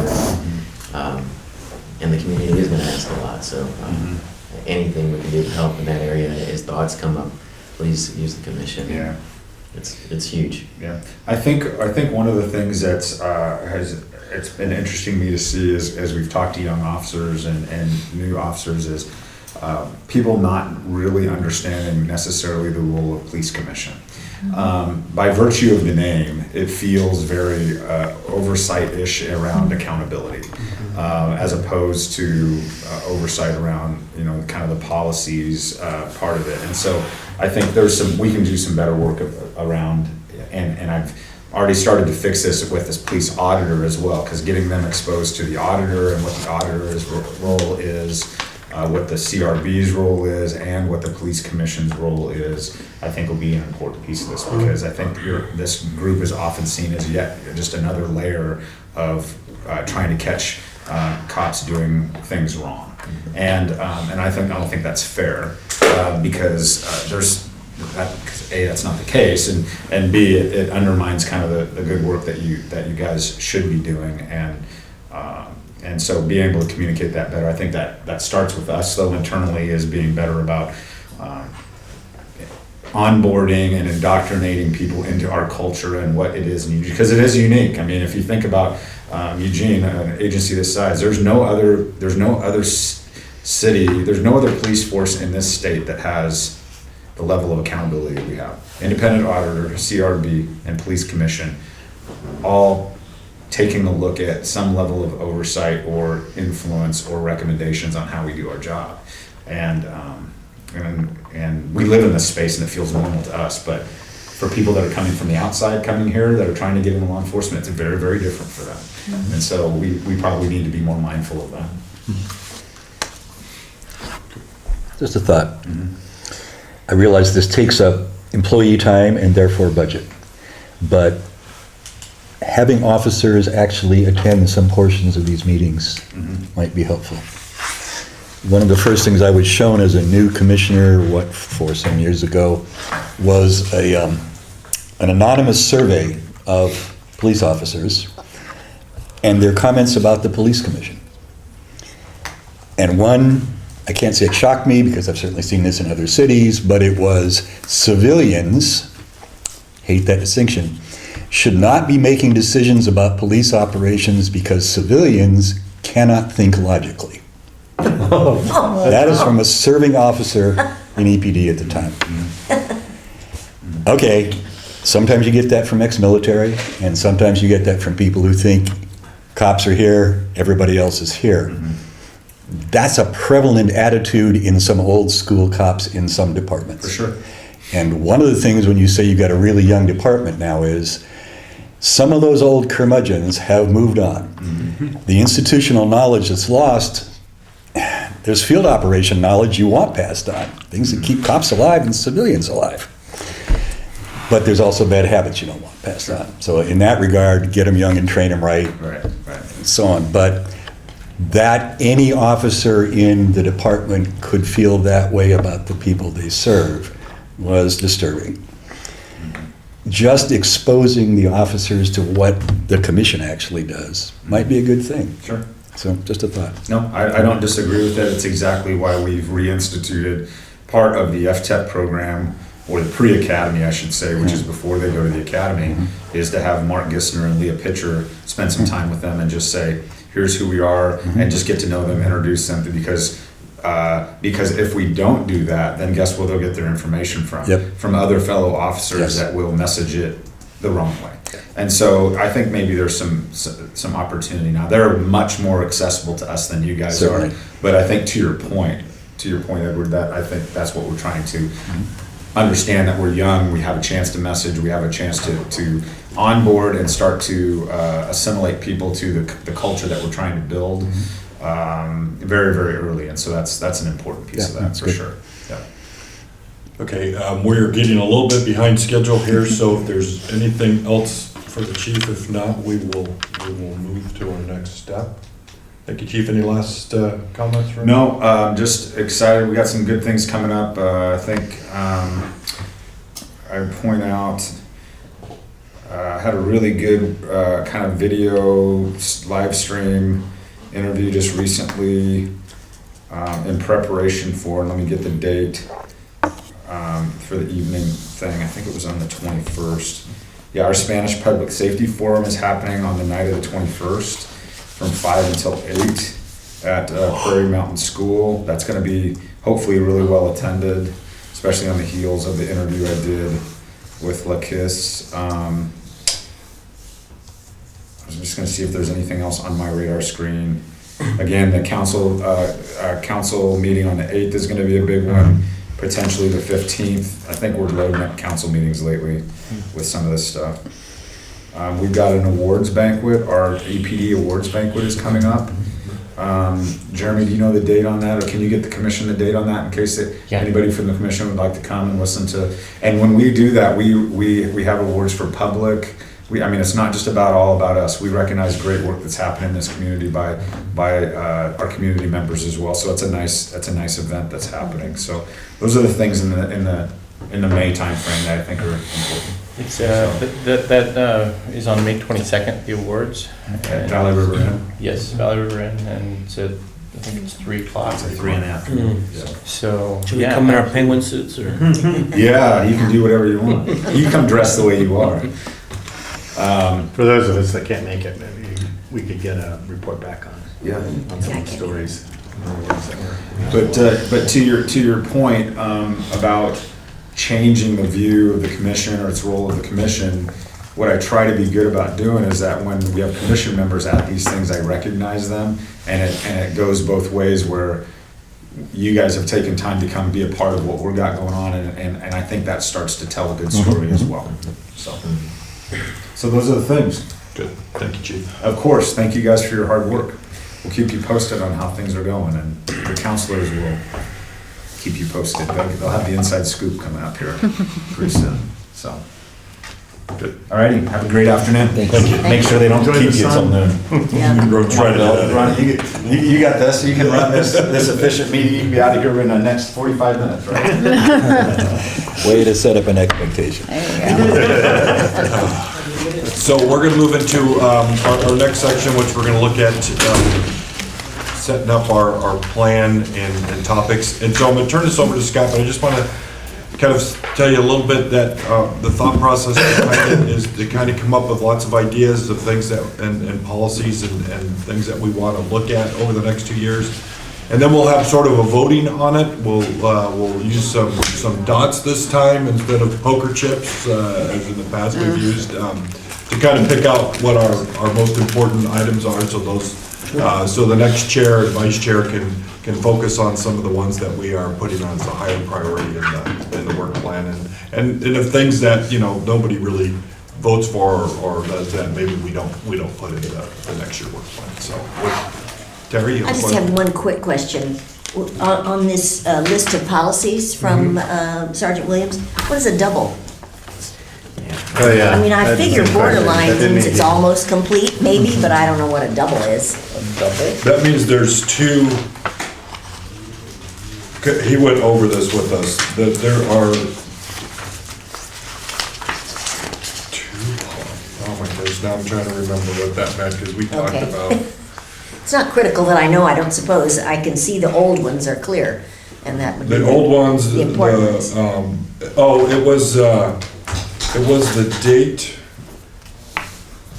because it went that they've been old ones updated, the ones that are on the borderline of when they're supposed to be reviewed for accreditation. Okay. And then the double. Oh my goodness. I don't remember the double. I don't either, and unfortunately, use of force, deadly force is one of the ones that's in the double column, so I don't know what that means. Twice as important. Yeah. Or we've looked at it twice. I will text him and see if maybe we get that. No, that's possible. Yeah, we'll just Maybe try it's that already been because looked Where's the at. key? I apologize because we There's did no go over key. this. He probably thought it was obvious, to him. Yeah. Everybody knows what a double is. Yeah, and you went You get over to second what base. each one meant for us, and now I can't remember. I like that. Okay. So with that, There's a lot of doubles. Yeah. I'm gonna leave this in your hand. Do we need a break? 5 double. Should we take a 5-minute quick break for everybody? Sure. Some of us have been drinking a lot of coffee. Restrooms are that way. Oh, thank you. Yes, yes. Ed, At least there's only 2 of us, gentlemen, we won't have to wait in line. All right. yeah.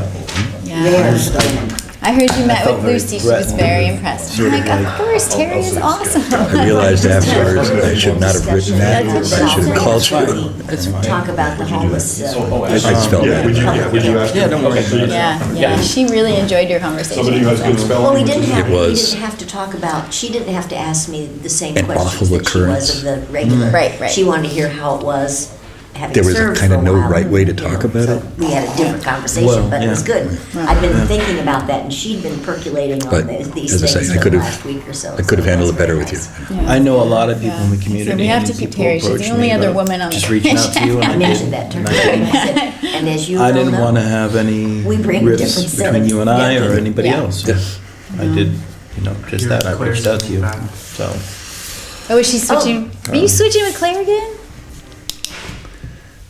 Are you Claire's. switching with Claire again? Not that I know. Oh, Maybe I'm wrong. evil rumors. Anyway, thank you. yeah, no. Thank you for The reason approaching we us. switched is because I can't do a daytime, Yeah. lunchtime meeting, because I work at Salem. Yeah, I realize that That would do it. sometimes when people look at me, they see Yeah, I straight think this white is male. permanent. Alan's great too. Only right on 2 of those.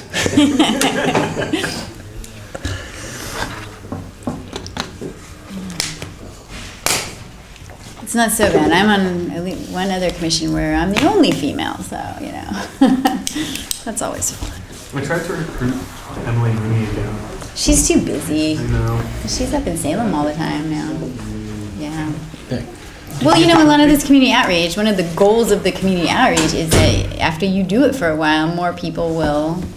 What they were saying about transponders really echoed with me, where the groups that I thought would be the most eager to have a friendly voice on the police commission were also the groups that treated me with the most skepticism. And suspicion. Understandable. Yeah. Well, you have to be willing to take that. And Yeah. just, you know, you're the one that's going to them, and you just have to be patient and, you know, take the criticism and keep going back. Yeah, if I were going to give up this kind of work just for being called a pig or a pig lover, I would have quit that in 1968. There you go. That was much more common. Bootlicker, that's the one I hear. What's that? Bootlicker. Wow, that's old school. I don't even know what that, I don't know what that would be alluding to. It's like how you get your boots clean. That would be my, Because fascists wear boots. Because the nobility wore boots. Ah, yeah. And if you were eager enough to please them, this is how you would clean the boots for them. Fascists, nobility. Yeah. Jeremy, The 1%. some of the fruit you so carefully cut up this morning. I'm glad. Enjoy. I know the honeydew actually came out really, really well. Usually honeydew, I'll cut into one and Anytime I hear honeydew. you don't have the Bojack. flavor isn't quite right, but Think of a list. There's a TV show called BoJack Horseman on Netflix, and it's a horse that was an actor in a 70s or 80s show. And he hates honeydew. He always talks about how he hates honeydew. Okay, got done, thank you. Don't want us to come back, just tell us. Lock us out.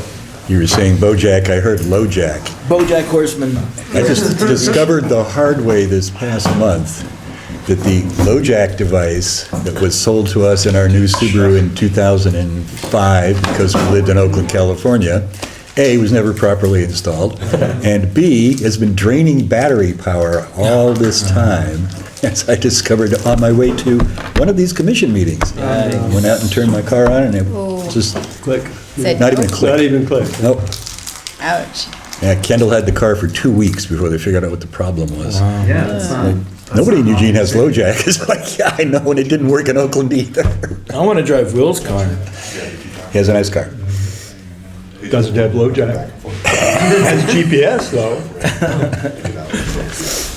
San Francisco had Lowjack, and the job I worked had a police and fire scanner in the office as part of the job.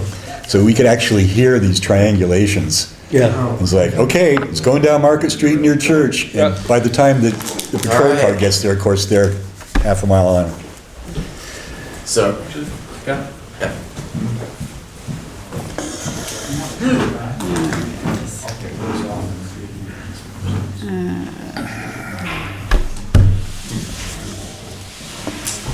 Sean, here's a thought.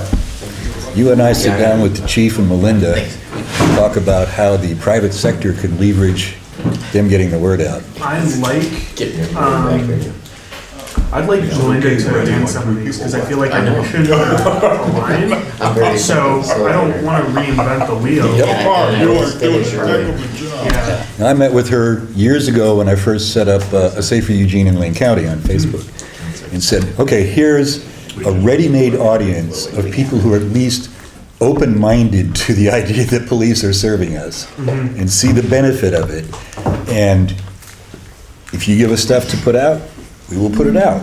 We're not going to be the mouthpiece for the departments, but you get to say your piece uncensored on this forum. And it kind of never really went anywhere. Yeah, I wonder if it's just folks who are generally the traditional methods of outreach have worked for them. So why would you worry about changing them? It's so much better here. I worked for years with San Francisco PD's Public Information Office, and that's 3 uniformed guys who got that job because they're sick of working on the street. Yeah. Nobody gets behind the counter, like no civilians behind the counter. And they just crank out press releases and daily reports and put them in the fax machine. Occasionally, they will speak to the media. Well, yeah. It doesn't matter. They haven't changed that much. But to put it in perspective, you had 4. A fun late night? 4 sworn and 1 non, and a receptionist. Oh, wow. So that's for a department, what, 10 times the size Always of a ours? slow news day. Everybody ready? in town, so maybe that's all they have to do. I know. No, those are busy news days. For a while, I wrote a crime column in San Francisco, and because I had worked so closely with the department, actually helped at least one chief keep her job. I got the morning reports that the precinct captains got, came out of my fax machine as well. Okay, we're gonna go ahead and move into this next phase. Long of story, our another meeting. day. And we're gonna come up with our goals and our work plan moving forward, and just kind of set the expectations here. What I'd like to do is maybe take about 10 minutes and just share some just creative thoughts, ideas, and kind of go around the table. We'll do that. And then we're gonna give you about 5 minutes individually at your table to come up with, you may not have 3, but you may have 3 items that you want us to work toward, and make those SMART goals, or areas that we can measure, right? Specific, measurable, timely. That way we can put them in a work plan and say we're following that kind of order. After you get your 2 or 3 done, we'll put them up, you'll just come up to the board and you'll write them on these pads up here. And then at the conclusion, all of us will kind of put check marks or dots by the ones that we feel are the most, and then we'll look at and sum that up, okay? And we'll give you an opportunity to kind of talk about what your 3 things are too. That way we can kind of conceptualize, because you're probably gonna put a bullet point or something like that, and that'll help us to vote for those actions. So that's what we'll do moving forward, and hopefully we'll get the job done and finish early. So let's just talk in general. What have you heard today, and what do you want to talk about? What comes to mind over the next couple of years? Some goals.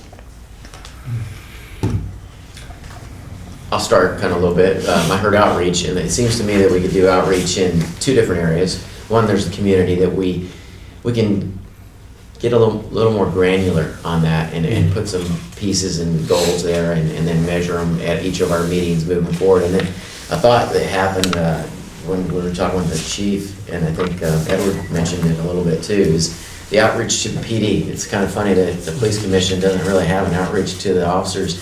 And I was thinking about the number of officers I personally know, and it's not very many. And I have the ability with our sessions for planning our commission meetings to have our speakers come in and talk to us beforehand and kind of talk about what we want. But there's still a lot of officers that we don't come in contact with. And a thought I had was, we have the CRB that talks about the things that don't go right. Why can't we be the commission that talks about the things that do go right, and at least recognize an officer or so based on the leadership of the police department in the meeting, in a way that either they can come and we recognize them for their great work, or we just put it in our notes following the meeting, and hopefully we'll get a copy of our minutes and can say, oh, did you know you were recognized by the police commission last month? Can I just put a bullet next to that right now, my little sticker? That's great. So, I think there are things we can do. We can even use maybe the public affairs and say if we all vote in a meeting and they can use that, because we do not want our own Facebook page as a commission because of the legal pieces, but we could probably use theirs a little bit to highlight and build that relationship. So those are two thoughts in outreach from today's conversation so far. Yeah, going along what Edward's talking about, having cops come rotate through this, just see what's going on. I mean, there are 200 and something sworn officers, another 100 people that work in the department doing other things that aren't sworn. And yeah, we know two handfuls. And that's all we ever see. And maybe work with the chief to have some kind of rotation of people coming in. What if we invited them? Just have it a standing part of the meeting where 15 minutes of time where they come in and talk about what they're doing. And Chief Skinner just mentioned that we're overhired by 10, so let's have 10 per meeting, you know? Just rotate 3 through. But Something. what he did, the next sentence was, and we're gonna have 5 retirements, so we'll be back below. There you go, 5. Because a lot of the officers may not understand exactly what we do. Exactly. They don't understand necessarily that the policy that they're following, that actually might have made their job easier in some instances, passed through our hands. So recognizing officers who worked well with the policy might be a good thing. It's like actually tying some field experience with the policy that passes through here, and that's why they're recognized at the meeting. Just a thought. That's great. Or if the policy isn't working in the field, it'd be nice to hear from them. Yeah, how does the policy that we worked on work out for you? Yeah, like that. Yeah, because the reactive part is waiting for the CRB to tell us where our policy was not fully Yes, yeah. implemented. So getting ahead and hearing what they're saying, I think that's a good point, yeah. Well, and if we're not going to go in order, I'll just say that maybe we could change this community outreach as far as going to these neighborhood meetings and stop having the completed column and be a liaison to certain, I could pick 2 or 3 commissions and or neighborhood associations and be the liaison and use that word rather than I'm coming here once to tell you how we are, and that fits in with Silver's thought of maintaining or gaining a relationship, not just so I think if we call it that, maybe that would help. Yeah, in fact, that's very common with other boards and commissions, that they actually they call it exactly that. Yeah. And it's about relationships as opposed to checking off a task. Well, the HRC actually embeds commissioners in some nonprofits that are receiving money from the HRC. We don't have money here to pass out to nonprofits. Right. Not to say we shouldn't look at that in the future, but in order to get that money, there has to be someone from the HRC involved in, say, the event or the project and so on. So, I thought. I really like your liaison thought in that you're on the commission for a period of time, and so what you're really doing is you're developing a relationship and not a one and done. That is the person for the next term that's assigned to that area. And if we had a briefing packet, they talk about the policies and the purpose and who the members are and that you're their primary member. I think that could be sent out a couple times in your term, and they would know who you are and fit you into their calendar when is it appropriate. I noticed that when I said to the Cal Young folks that, I mentioned that I had not ever gotten an email, and I said our email addresses, everyone has one, we're all online on this site, and I'm thinking, well, not everybody's just gonna even go to that trouble to find it, and it can be interesting to navigate that city site, so. They do for you, though.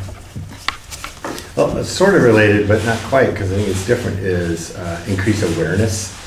So one of the ways to do that is do an outreach, but I think we should think about other ways to increase awareness about what the police commission does and how we do it and the impact that it has on the police department and the broader city. And I think if we think about that, it's kind of like our own little marketing plan, then that'll help our standing and position, and people won't be saying, well, let's get rid of the police commission because what the hell do they do anyway? Relating to that, to the first idea of doing what we can to honor or recognize police officers. I said before one time at the end of the meeting that I'd noticed that actually as a group from USC had put together a nice little online picture and brief story about a cop from LA actually. And it struck me as just really a neat idea, a really good idea. And I don't see why we couldn't do that here, except somebody'd have to do it. And it just occurred to me that, like, when we go on a ride-along, you could take if there's something good that happens, usually there is, at least something, you could perhaps write it up and that could be a source of one of these. I mean, I'm just thinking, how do you choose from 200 officers? Well, there are some obvious standouts, I suppose, but they already They already get the recognition. Yeah, sure, whatever. I just think it's a good idea to find individuals like that who perhaps otherwise aren't particularly getting recognized, and offer recognition for some good things they're doing. I've been on a lot of ride-alongs, and some of them stand out in my mind for just extraordinarily good police work, you know. And I'm just thinking it'd be really neat if the commission could put something like that up. Thank you. I don't know. Silver and then No. Sean and then Joe. So I'm on another committee, it's a health committee, that has our photographs and a short bio as a committee member. So, I mean, that might be part of it, that's something we can do on the police commission page. I know when I go there, there's not a lot, but it doesn't take a lot of space. So, on your note, Will, when I went on my ride along, I put it up on Facebook. To reach outside of my specific audience, though, it needs investment. Just to hammer that point a little bit more, and that's a conversation we have to have at the budget level, I think. Oh, I was just looking at our outreach goal tracking, and I just saw the massive number of neighborhoods that we go to, and I just had a suggestion, and apologies if this is something we already do, but I know that the neighborhood councils are supposed to meet all together either once a month or... Yeah, the NLC meets Right, once the a month. NLC meets once a month, but it might be good for us to send someone on a quarterly basis, just to give them a quick update of what it is that we're doing. Because I see here that there are some communities we aren't able to go to, or we haven't gone to, but that might be a chance for us to give the heads of all the neighborhoods a little update from us. Yeah, just to be clear about that, the NLCS is not a official neighborhood association by the city, so it actually goes into the other groups. What is NLCS? National Neighborhood Neighborhood Leadership Leadership Council. It's the chair and co-chairs of each neighborhood get together. Or some representative they sent. Right. Yeah, or somebody, right, Okay. Theoretically. to talk about overall issues. That's a very good group to go to get word out to many neighborhoods at once. I've been there for a number of things, and that's a good group. Don't some neighborhood councils have a member who's a leader in both, in like two different neighborhoods? You shouldn't be You shouldn't be able to, but there, I mean, from what I understand, there is, at You're least trying- in my area. What do you mean? So somebody who's he's on the leadership portion of the Amazon neighborhood, and then he's also on another part of the southeast. well, I mean, neighborhood. technically, if you work or live in a neighborhood, you're a member. So you could theoretically, property. or own property, you could qualify to be Yeah, you could own property in one one and live and in live in another or another. something. So I guess technically, yeah, you could. Great. If you own a piece of property Um, and work and. Facebook page for this commission. HRC has Facebook pages. I've been told by various people in the city for years, we can't do a Facebook page for legal reasons, except there are city departments that have Facebook pages throughout the city of Eugene, and at least one other commission. So, given how useful that can be, shouldn't we be looking into how they're doing it and how they got over the legal What is the legal issue? stuff? I keep hearing there is one. They point to examples in other cities, but don't actually tell me what the example is. We had a presentation as to why. Well, I think. Because all these neighborhoods do. Well, what I think what it comes back to is that we have to have somebody monitoring it, somebody answering when somebody says something. So if somebody enters a complaint on our Facebook page, because that we have to quickly get that and say, no, this is not the place to do that, it is the auditor's office. So those are some of the things that we have to, and it has to be from the commission. The other problem is that we're not allowed to speak on behalf of the commission outside of these meetings unless we're given permission to.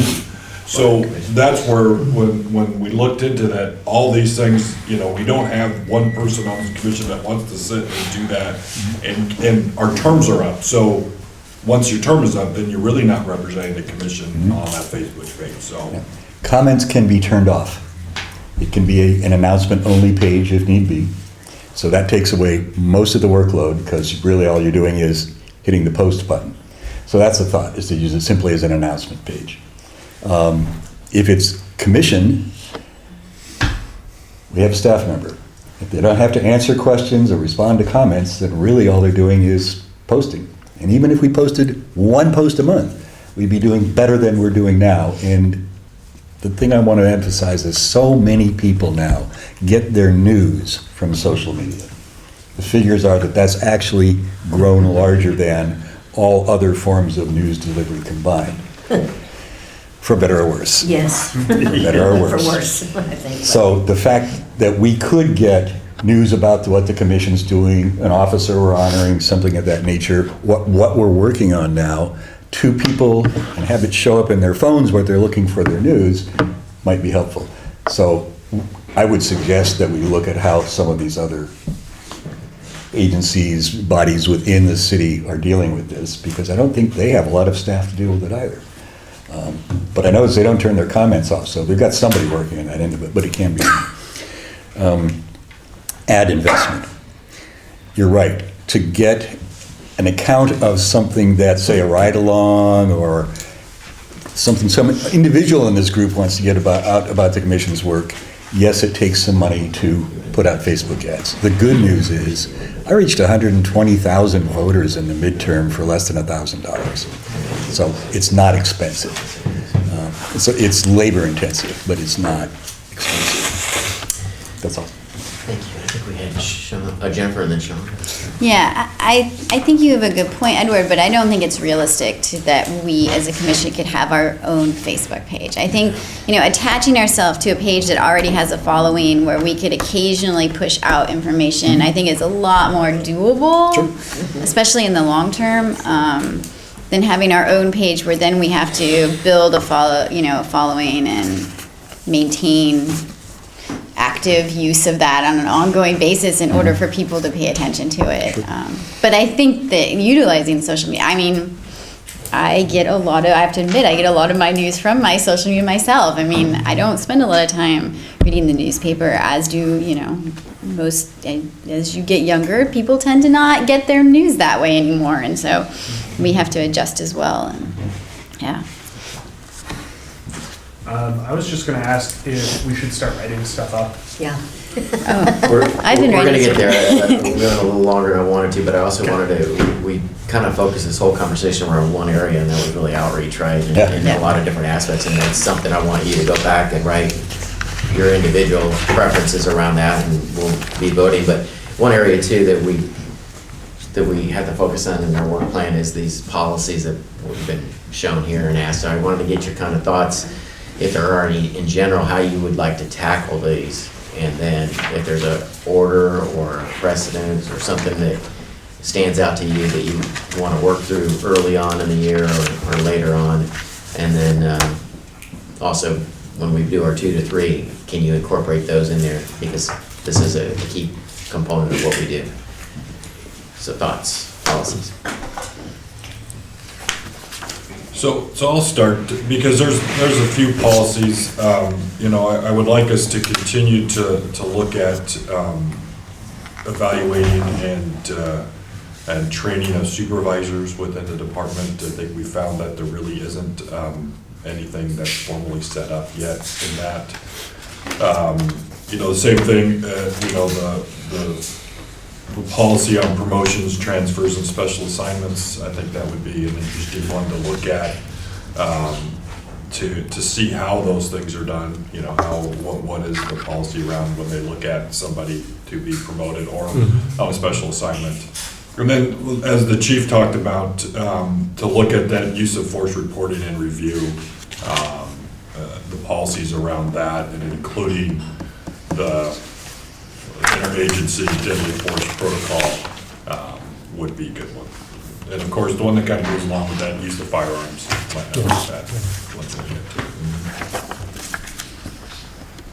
think that if we're going to make an investment as a community, we should definitely look at, in a timely fashion, those policies that address our new police officers in the most meaningful ways. So I second what you said too about the supervisor accountability, 1.4.4, and no policy, or, you know, it'd be interesting to have a conversation around that. As we grow the department, we're getting new officers that go through the academy, and we're also bringing people from other departments. This is a great way to have a conversation and really help the chief shape the culture in the way we want it to go. Any other thoughts? Anybody see a policy here that? Well, arrests hasn't been looked at in 18 years. I don't know, maybe that's because they think it's perfect, I don't know. I haven't seen that policy, but that's a long time. Yeah. Lots changed. All the ones that are old, we Yeah, should I probably think we take should those. just, yeah. We have to. Just get do them. certified. Yeah. Yeah, and some of those, I'm sorry, I just want to clarify what Kyle and his workload, I mean, there's a lot of these that will naturally come through Kyle to, Right. and there's some other ones that he'll just write, and we'll just get in a weekly mailing that says, these have been updated, do you want to talk about them? Or you have any issues, you know, Right. questions about them? So all those old ones will be tackled at some point in this, but if there's specific ones like what you're saying, Terry, I mean, if arrest seems like something we probably do want to look at, we want to I would put think that so. on the line. Volunteers Pretty at critical. policing. Edward? 1.2.6, arrest and detention of foreign nationals. A huge problem that I saw in other cities was people unwilling to ask the police for help when they were the victims of a crime because they were afraid the police might turn them over to, say, ICE. I saw people refuse medical attention for serious injuries for the same reason. There are undoubtedly people in Eugene who are afraid to call the police when their house was burglarized or their sister was raped because they think the police might blank, blank, blank. So, not necessarily working on changing this policy, but perhaps making the public more aware of what the policy is and what the real risk and reward is in a situation like that. And it, you know, we're not just talking about illegal immigrants, we're also talking about, when I first moved here, there was an awful incident with some non-English speaking students from the U of O who had moved into an apartment and couldn't give an account of themselves in English and couldn't follow commands. Remember that? Well, we need to be making people a little more trustworthy and also more aware. Again, what is the risk and reward of involving the police in this situation, given that I am a foreign national? So I think that's something worth looking at. Okay. We've exceeded my temporary time limit, and I have a reputation I have to uphold in the budget committee that I usually get the job done and get people out, and they're happy. So I want to make sure that your happiness is retained for the rest of the day. Let's go ahead and just write down 3 things that are personal to you that you'd like to see move forward, and then once you complete writing those down and you've thought them out, come up to the board. There's markers here. Write them down in no particular order, and then we'll once we get all that done, we'll kind of, the author who wrote it up here can defend it in front of the group, and we'll go from there. So this will probably take about 10 minutes. So what is it exactly we're writing down? The direction, or what is a A work priority plan in yours, item? work plan item, or policy in particular. I assume if someone else writes our thing, we don't have to. That's right. We can just put our sticker next to it later. You may build on, yeah, exactly. You can do All that. right.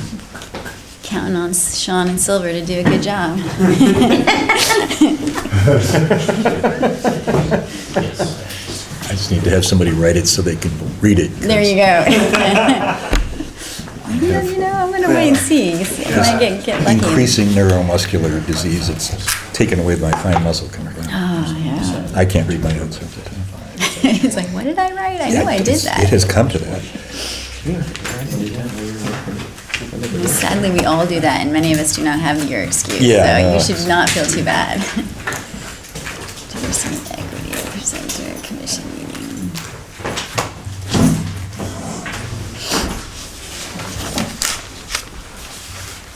I don't know if these are policies per se, but things I would like to talk about.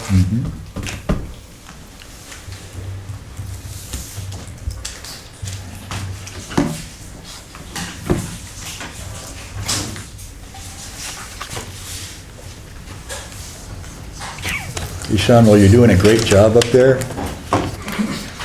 Would you write community communications on that list? Thank you. Mr. Nowicki, There you I have go. a question. Can I have more than 3? Oh, I don't know. Think of our workload.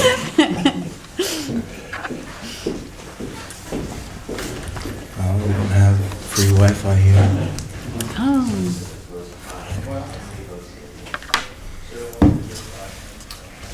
I think most of the community centers do. Yeah, makes sense. I don't know. I mean, they call it a community center. I'm not sure it really counts as a. I don't do data on my phone. Try to keep away from the smartphone stuff. But I try to This does pick up not have Wi-Fi. No. Apparently not. Oh, sad. Yeah, I used to have to make a hotspot for the fan board.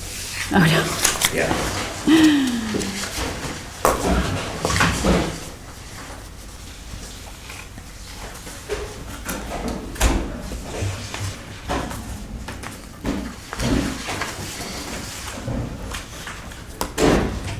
Good old-fashioned dot voting.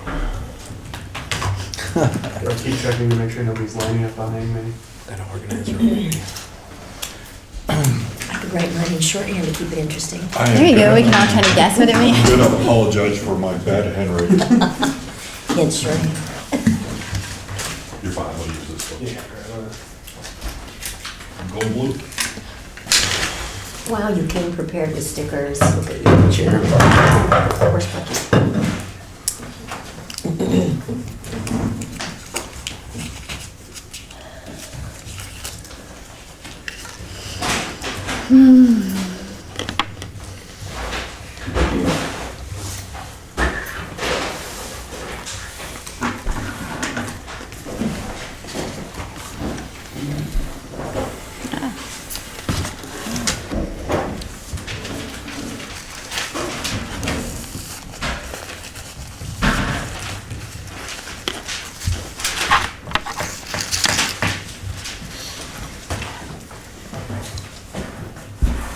There's a locked one.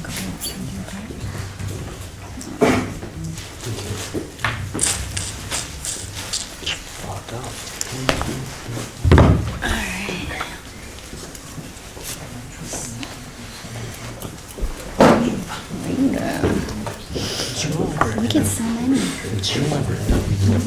Disappeared as if by magic.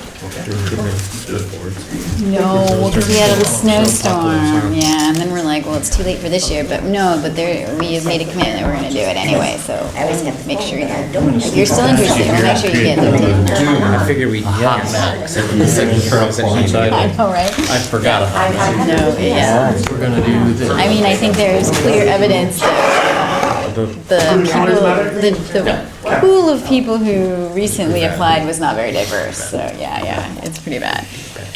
What position? What is it? All the commissions and boards, the people we are getting are, Much more aggressive recruitment. oh yeah. Guys, come to me. You know, maybe we should put you in, because we were planning to meet about it, but then the snow apocalypse. But we're still, and Joel's gonna help us out too, and just, like, we're clearly failing. Thank you. And how, what are we gonna do so this doesn't keep happening year after year, and we just whine about it, but I had joked, I said, That's a it's place. Cinco de Mayo, it's Cinco de Mayo. I mean, when I see someone who's not, like, we just the standard, everybody, they're different people, but they're all the same people, Yep. They're in a lane. Yeah, and you get someone different and you're like so excited because it's like that one person. And I talked Mexican to, independence. no, yeah, I know. And then a few of the people that I was really excited about, they didn't show up. We had some miscommunication and they didn't come for their. I know my students and it's never. like, You took a Chicano we studies finally class, you know got what it someone is. who's. Yes. That's pretty much it. It's hard for those In folks. There's a Santa Fe reason they're where I not taught, there, so and they're for we used to multiple have reasons. And it's like, how do we solve these problems? They're It's your job. It's your job. And, To be reliant on the bus. they're not insurmountable. Like we just need to sit down and figure it out. Get drinking One of my diarrhea, Facebook pages that's in it. particular would be helpful to that. It's called That's when you Diversity. stay off the streets. It's Oh, almost okay. as bad I don't as think I that. get that. I get several of I yours. mean, the shooting happens in the air. But that was would be one of the first places I would put money into. Used to do that. You were here when I announced earlier. And usually. I'll look up diversity. Somebody gets hurt somewhere along the line. If it's a big enough crowd, a crowded enough area, what goes up must come down. I don't know how that's not clear. The Facebook call is called Diversity. Okay, I'll look it up. I get your safety one and another Yeah. one. Oh, Maybe, yeah, I get duty neighborhoods and I get whatever the safety one is called. Safety Yeah, County. that's all right. We're gonna move around. I can put it over here. Avocados. Yeah.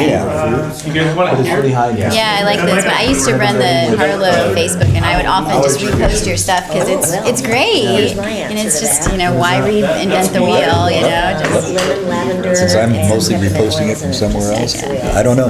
Yeah, I do, at my job, I do Facebook and Instagram, and it is a huge job to be, like, you gotta be on it every single day, or people get bored. And for me, several times every single day. Yeah, because some of them probably are similar stuff, but not all. All right, let's see what we got if I see if Well, I I have to run get out. Lucy's page. Oh, right. But anyway, that'll do it. Salmon flexibility. Yes, I'm coming. Public camping will increase awareness Yeah, I'm just creating. of PC activities and values in society. It is. It's out of the oven. Do we have And it's cold. Promote special assignments. Best evaluation, accountability, officer and function. Okay. Don't tell him that he'll microwave the guac. I think we're good. I sat here long enough that all the stuff's up there, so. Yes. I was pretty confident.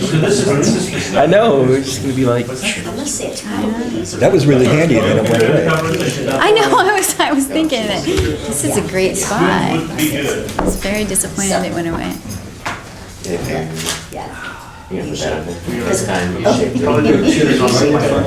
Citizens Police Academy.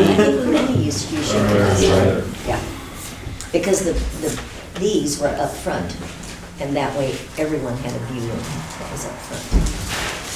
I don't know, almost nobody in here was here last year. Do you have any you're gonna put up? 2 years ago. is Mine it? are already up there, so I'm good. Did I take care of it, or did? Well, somebody did, yeah, I had a so. great meeting with the mayor. We just had a good Tried gap. to take one of Silver's too. That's why I had it put up early. No, the other one. I know. I know, but Just really hard. the public camping Because, because it's different.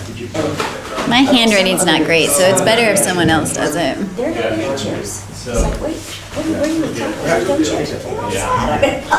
Never even heard of such a thing. Oh, when you walk into a restaurant, they don't bring you chips right away. It's like, what? at the very least, limited how. Were you ever a teacher? No. Deal. Let me see.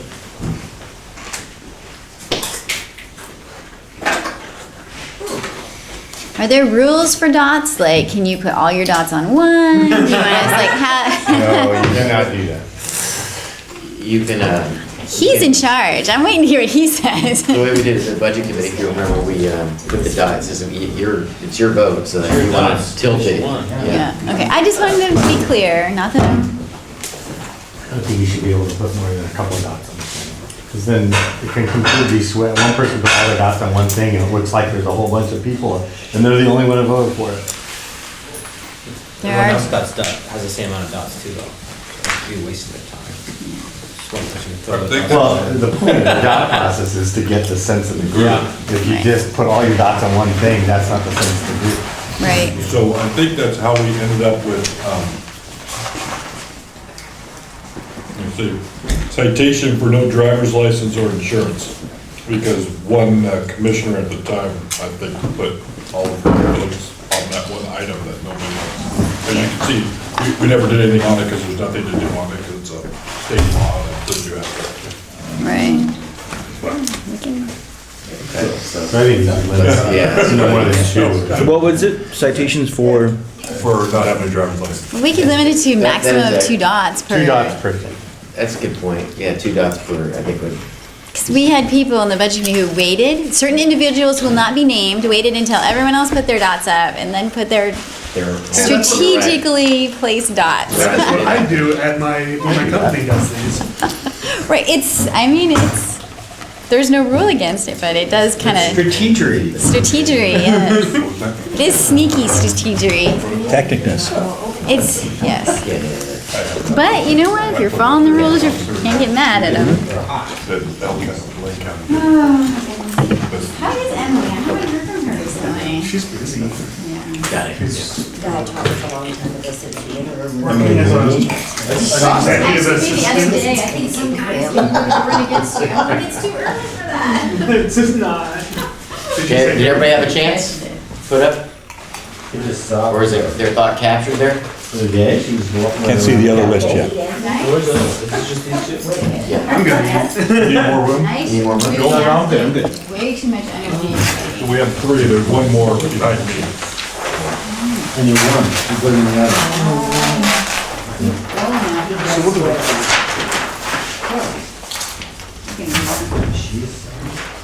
Like chicken is. Have you been to the award ceremony before the one I've been to the ones with the fire department, and I really like buildings like that one, so I couldn't make it this one last year because I had a kind of appointment, but I think we have budget meetings right after, or maybe right, not overlapping, but I'm not sure. We'll see if I have by then.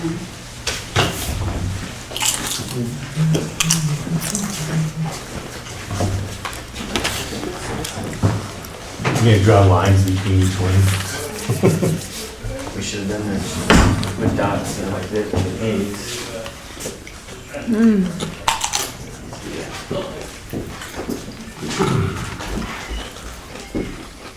Usually, you should check if there's any redundant.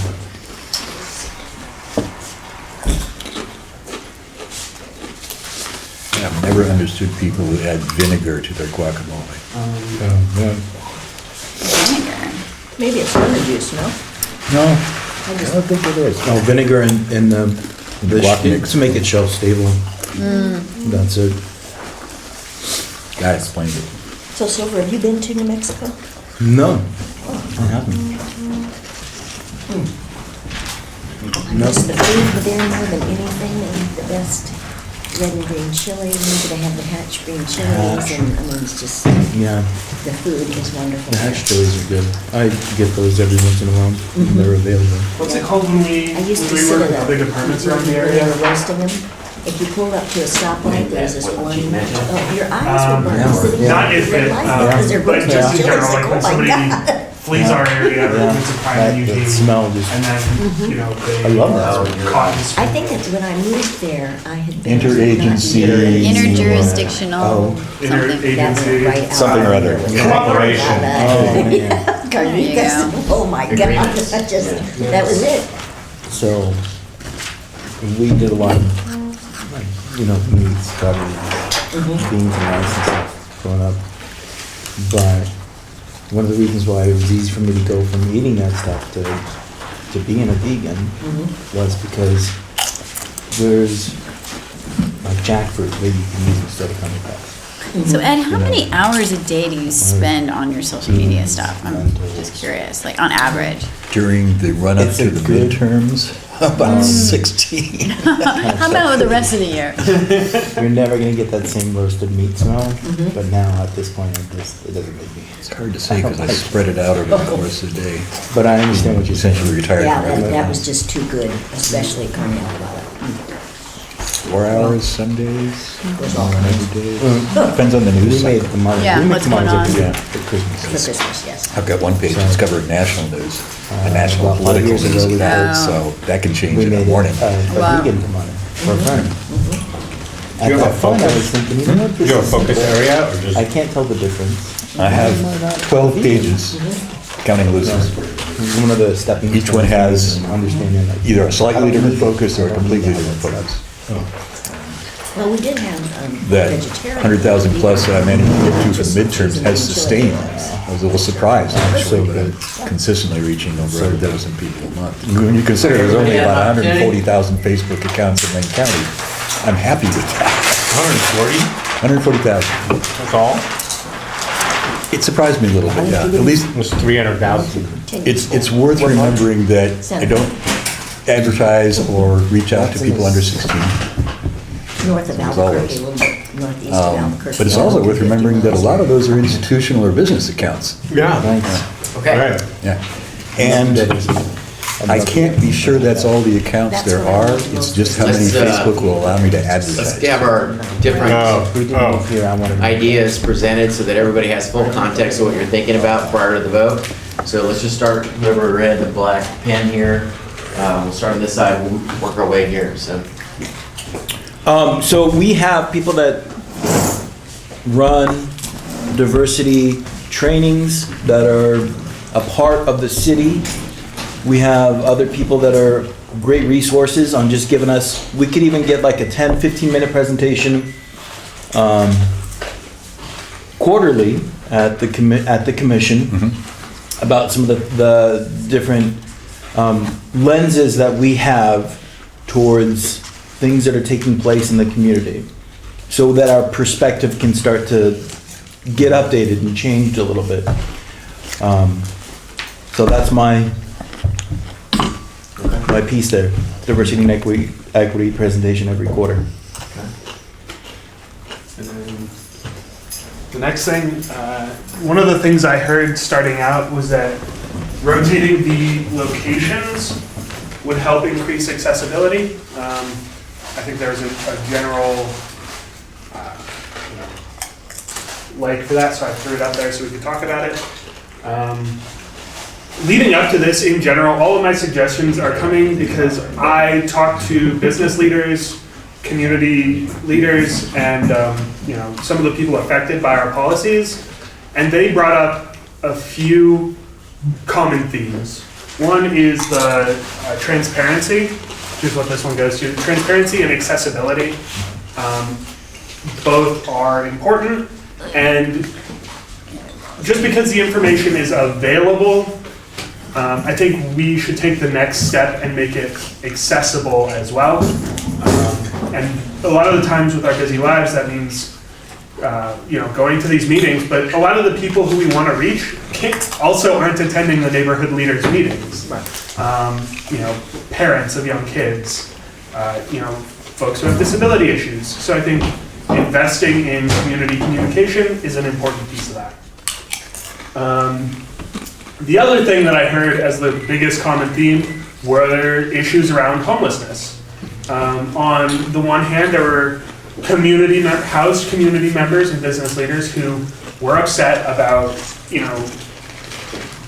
the homeless people, but when you really dug down, it was more than that. It was, people were upset about waste, they were upset about being harassed, they were upset about needles and people using their facilities that the business leaders would then have to clean up.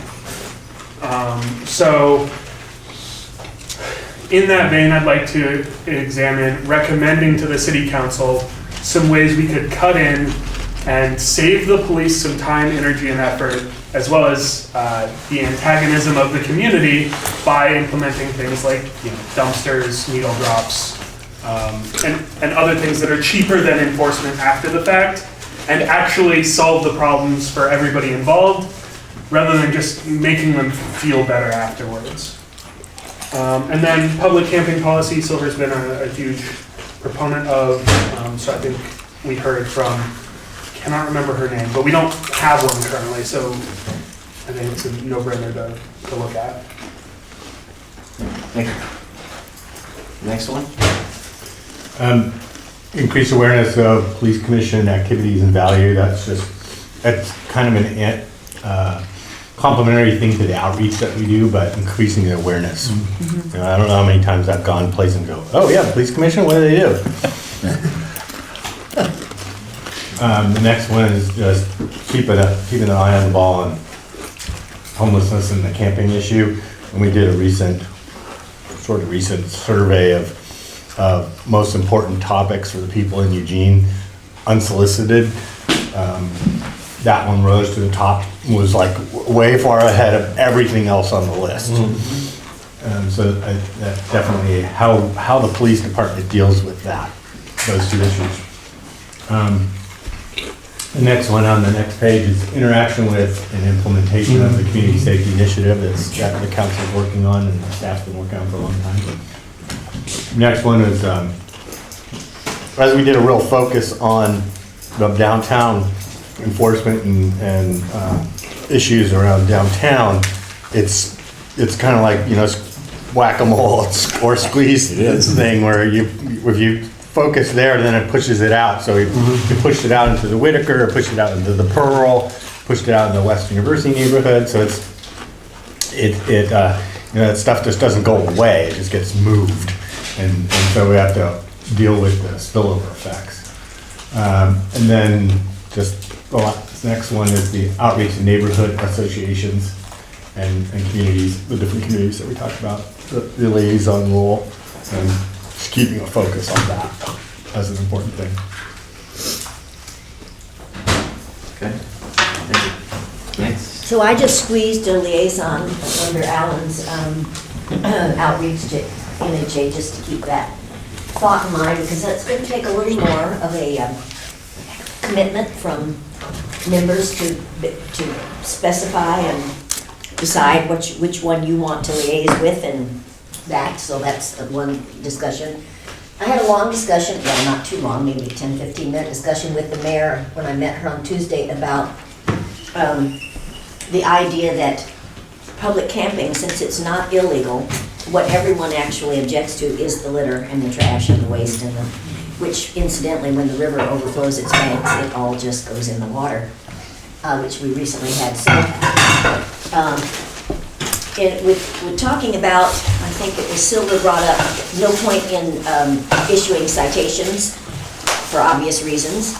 So I think if we could do, and I likened this to a fix-it ticket, where if you have a headlight, you get a ticket for that, then you go and show them you fixed it, goes away.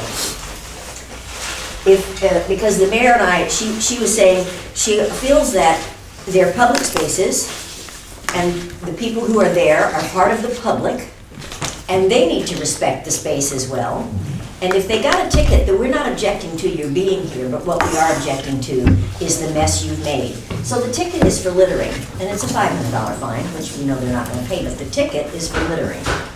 And then, if we come back and you have cleaned up your mess and you keep it clean, then we'll just be visiting to say hi, and the ticket will go away if you have begun to comply with that issue. I don't know if that's feasible or anything, it's just an idea. May not be feasible at all, but at least it gives the officer, this is what the objection is. You're not the objection. What you're living here is not the objection. You making a mess here is, because it's a public space. And you should respect that. If you want, you wouldn't want to say that, but if you want to be respected, then you're going to have to act respectfully in these spaces. So that was that discussion. And then the policies, I think, that directly affect the public, these arrest, search and seizure, deadly force, as opposed to uniforms. I mean, there were a couple that are really just police policy, procedure kind of things, business, administrative almost kind of things. And those are the kinds, it seems to me, that Kyle just kind of figures out, begs, borrows, and steals, takes what he needs and pieces it together, and then we just need to approve it. But these probably, I could use some discussion. And this one's, it's like in the borderline column. So I'm not sure what that means, but I know search and seizure, from people's citizen standpoint, that's huge. And the handcuffing, so those are direct impacts on the public, so I think they should come first. So that's that. I have the next one. I just think as part of our outreach program, we add police officers to that, so that I think of say we're at 67% of new police officers, and this is maybe your first assignment, and you have the 3 different supervisory committees, you know, the auditor and everything looking over your shoulder, and you don't really know what we do, and the narrative is being written by whoever tells them. And I'd rather us write the narrative on that, so I'm just recognizing that we can do more in this area, and that'll help us to help write better policies if we know what their feelings are, so some way that we're connecting with officers in the field. Go ahead, next one. The next ones are mine. One of the things I've always kind of harped on is that supervisors, evaluations, trainings, accountability, there is a policy around that. I think we need to look at that, because especially we have a young workforce, you know, we want the supervisors to be out there coaching them, and there's some accountability so that if things are going wrong in their areas, that's helped. Also like to look at promotions, how they're done, special assignments, how those, you know, how people are allowed to go for, you know, the different groups and how they determine who gets assigned to those. The officer involved shooting, the Blaine County Deadly Force Investigation Protocol, something like Chief would like us to look at. I think that's a very relevant topic to go after. And then look at the public relations protocol, again, the policies for releasing of information, what that, you know, what limitations that are currently on that group and not. Make sure that's good. Yeah, Citizens Police Academy used to exist, and everybody I've talked to on the police force and not have nothing but positive things to say about how it was. And I think it should be at least discussed to recreate that thing. I went through it. Why did it go away? Money, It's cost too much. pure and simple, yeah, it just costs money. And during a time of budget tightening, it was Right. something they thought they could sacrifice. But I'm convinced it would have a really positive effect in a number of ways that interest us. Community relations, perhaps, first and foremost. So I put that up. The Guardian trailers, I'd like to, I know there's a bunch of information about those, but I don't know it. I'd like to hear myself how they've done, whether there have been objections to it, how useful it's been, what the product has been. And I'm wondering if those results, once we got them, could, I don't know, maybe we need more Guardian trailers. Maybe we need other fixed location, closed circuit TV. I'm inclined to think it would be very useful. Anyway, that's something that I think could be discussed. Citizen safety, I put that down hesitantly, but I know it's a big issue out here in our public. And I say perception of citizen safety because I know a lot of people, their perception is that they're not safe in parts of Eugene. It's always been true there have been parts of Eugene, but now there are more parts of Eugene where you're not safe, certainly not to hang out. It's always been kind of out Highway 99. You might go to a business, but you don't want to hang out anywhere out there. Now it's downtown, it's the Rose Garden. It's anywhere along the river, really. And what's interesting, I think really the average citizen is not very safe in those places. They're not safe from harassment or from intimidation or from, pretty severe annoyances and things like that. You'd kind of like to have your downtown feel safe in those ways. Your rose garden, you'd like to be able to visit your rose garden with ease and impunity and a good feeling about it. And right now you can't. And that's the reason I hesitate is because it's not really a police problem, I don't think. It's a kind of community spirit problem or culture problem or something. But I mentioned it. Okay, that's all. I listed these 3 things just because at the end of the day, we're tasked with reviewing policies and practices, and I'm just taking sort of a gander of things we've reviewed in the past, maybe some things that need a little bit of touch-ups. And the first one was the temporary custody of juveniles, mostly just because I'm curious what the policy is and seeing if we are up to date with best practices. I know that the detention apprehension of juveniles across the United States, there's been some cases of, folks not doing things the way they're supposed to be done. And I would hate for us to have missed an opportunity to take a look at that policy and make sure it's as airtight as possible.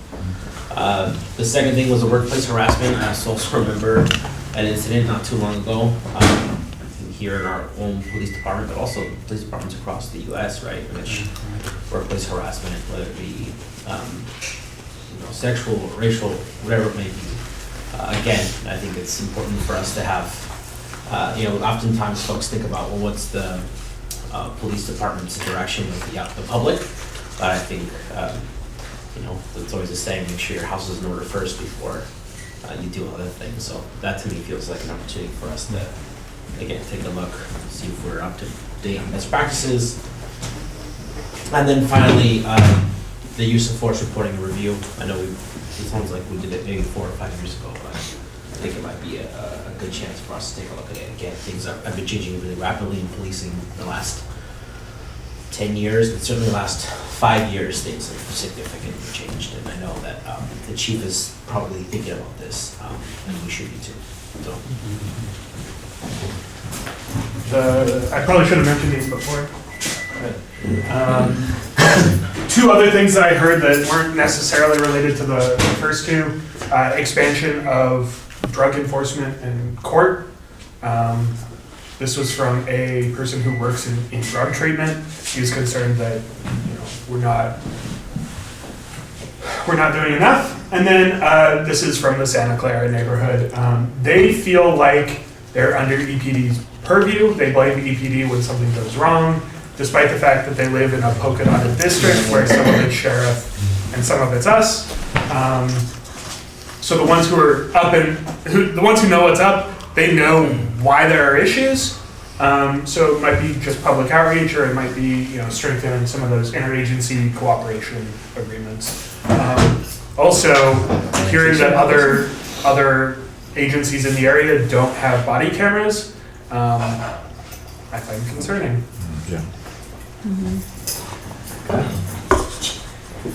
Well, I have a number of items there, so we just talked about the pros and cons of your dots. So I guess Are there some that we can combine that might? Yeah, it seems like there are. Yeah, I had a question. Is deadly force and use of force, are those the same? Because Policies here. Terry's, we could just kind of add that to Terry's and it kind of, Yeah.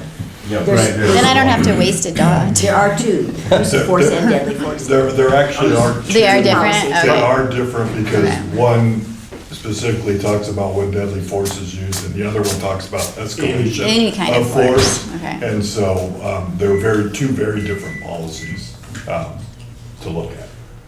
But public campaign. I wasn't suggesting that they're redundant, I was suggesting that they can be combined into one thing where we, under the rubric of deadly force, we have 3 things that we might want to Yes. we could Yeah, yeah, like yeah. that, as opposed to saying that they're the same thing. Yeah, okay.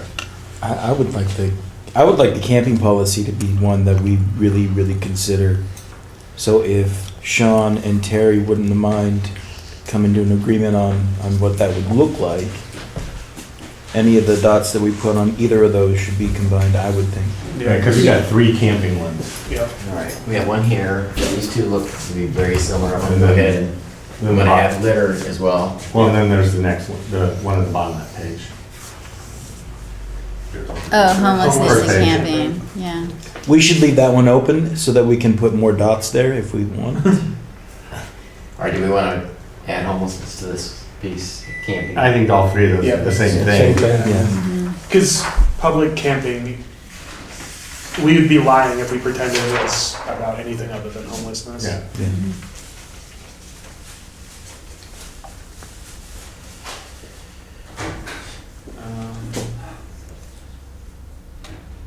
You've got investment in community communication. Yeah, I was just gonna say, and then the And public that could kind of relations. merge with, where's the neighborhood, outreach to neighborhood associations and communities. Yeah? Yeah. Where's the first one? Third one down, first one. Can we strike this one and move it over here? I think the one on the left entails a bigger conversation, and outreach is part of that conversation. Yep, I would agree with that. Yeah, because, yeah. Perhaps. What did you mean by invest in community communications? It means creating liaisons with various neighborhoods. It means Facebook. It means news, outreach. It means. How about we call that outreach and communications? Sure. And that would be all under one thing. And the rotate locations for meetings, I think, would fall under that as well, yes? I could put it there. That feels different to me. Let's leave that as a standalone, see how many folks support. It'd just be interesting data. Sure, sure. Yeah, I guess It may one- be part of the outreach, but I think for data purposes, let's. So maybe you let's capture take investment in community communications and add it to To outreach. outreach, neighborhood, and community communications, along with the liaison. All pushed You could together. just say liaison and invest. Community communication. Calm. It's hard to write when the wood isn't flat. You hit that pebble right there, and you can't do it stop. Commissioner I got it, I Community was like- Communications. There we go. Say that Like, what 5 did I times just do? fast. I was gonna see how you were gonna get out of that. What else? Not very smooth. Any others? Did we want to take, I guess the outreach to police officers is pretty different than the It is, community yeah. outreach. Citizen safety perception and interaction with implementation of community safety initiative. That feels like, Say that again. that's again something you kind of want to get the data onto On both. aspects I of would that. actually like to add something with your permission on this. And I think a lot of this really rose to the forefront with the efforts downtown, and we talked about dispersion several times under Director James and also Chief Skinner when he first came on board, but there hasn't been any robust discussion around that police policy of how we implement things and how it disperses, the actions there, if they even measured it. And I think that goes to that community perception of safety too. Sure. It was always there, but now it's, now it's on the trail that I used to jog on, because that. Was that the spillover? Yeah, that's into other Alan's neighborhoods? spillover. Because they focused downtown and it went every place, it went other places. Yeah, you're right. So do we move those?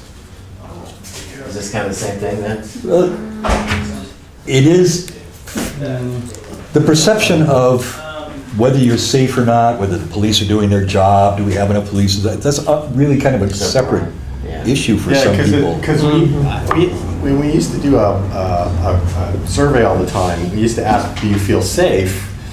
And people would answer that question, but then the statistics about whether they were that was going up at the same time, Yep. actual crime was going down. Yep. And so they were really, it's that perception problem about, it's the fact that, maybe you're getting harassed but the actual violent crimes or things like that were actually plummeting. Yeah. Right. Well, there's also, I feel safe here, but that other place across town, I don't feel safe, even though I don't go there and I don't, you know, like, Yeah, yeah. Think about it. Yeah. Yeah. And then the people over there are the opposite, yeah. Downtown's a good example. I'm not gonna go downtown, I don't feel safe there. Well, it's a pretty safe place, actually. But the Rose Garden is something that bothers me more. That's in funny you that mention regard. that, because the Rose Garden, There's been some high-profile incidents there. Yeah. I go all the time. I know. Right. I was just You're a man. downtown last night. And they're a man. Yes, you're a Yeah. I'm man. not really scared of a lot of Okay, places. so no more than, No more than two. So let's come on up and, No more than two on any one. To grab two. yeah, Jeremy? so vote and then have lunch, I think it's ready. People are already, Is this ready to? So what was the question? Is this ready to, for people? This is ready, people Okay. can absolutely jump in. Oh, yeah, grab the floor over there. Orange one, dude, just like nacho flavor. It's more like a pico de gallo. Gallo. Yes. I need some help. So, no, I was making, I'm actually putting together some non-alcoholic margarita. And the club soda exploded. I did ask for alcoholic. Thanks, Bill. Sorry, club soda's off. I got voted down though. Yeah, that's the good news. It wasn't getting stained. I did that one. So that's free. Remind you, you use the club soda that gets steamed out. Yeah, nobody gets it from you.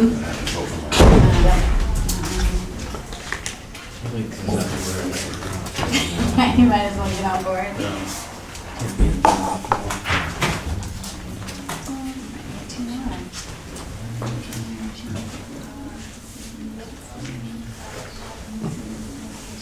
Can I do that one?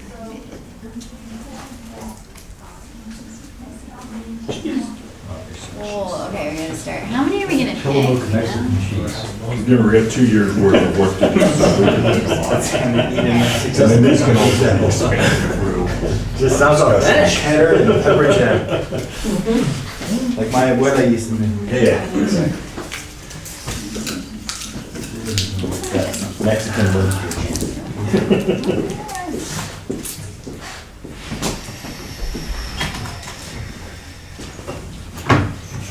Bill, those won't count because the dots on the left are the only ones we're counting. Nice. Alright. Just done. Better first. Oh, Jeremy. I do that whenever I cook too. It's club soda. Yeah, well, there's a non-alcoholic margarita. I took the club soda.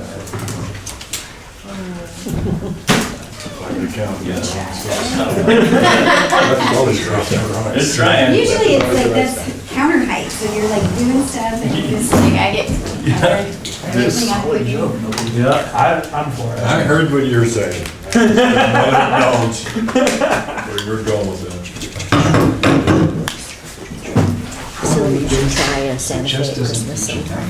Yeah. The Farlitos and all that, it's just So when I was, amazing. I went to Bible college, We can, and when I was at Bible college, we had this singer from Santa Fe How are those put out shells? music, and he had a song about Chimaya Good? City service. and the sangre de Cristo Mountain. right? That is my struggle with business. It's like, okay, so you want to solve these problems, are you willing to Sorry. invest in solve it? Chimayo is the pay our best Yeah. red chili. We're not going as far It as. comes from there, I mean, you get some Chimayo chili, it's really Ooh. good. And I they should have look it powder up. here in the store.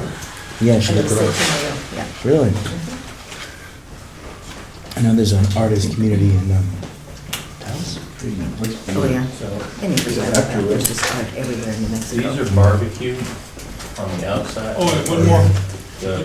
I should get into this. We're gonna vote.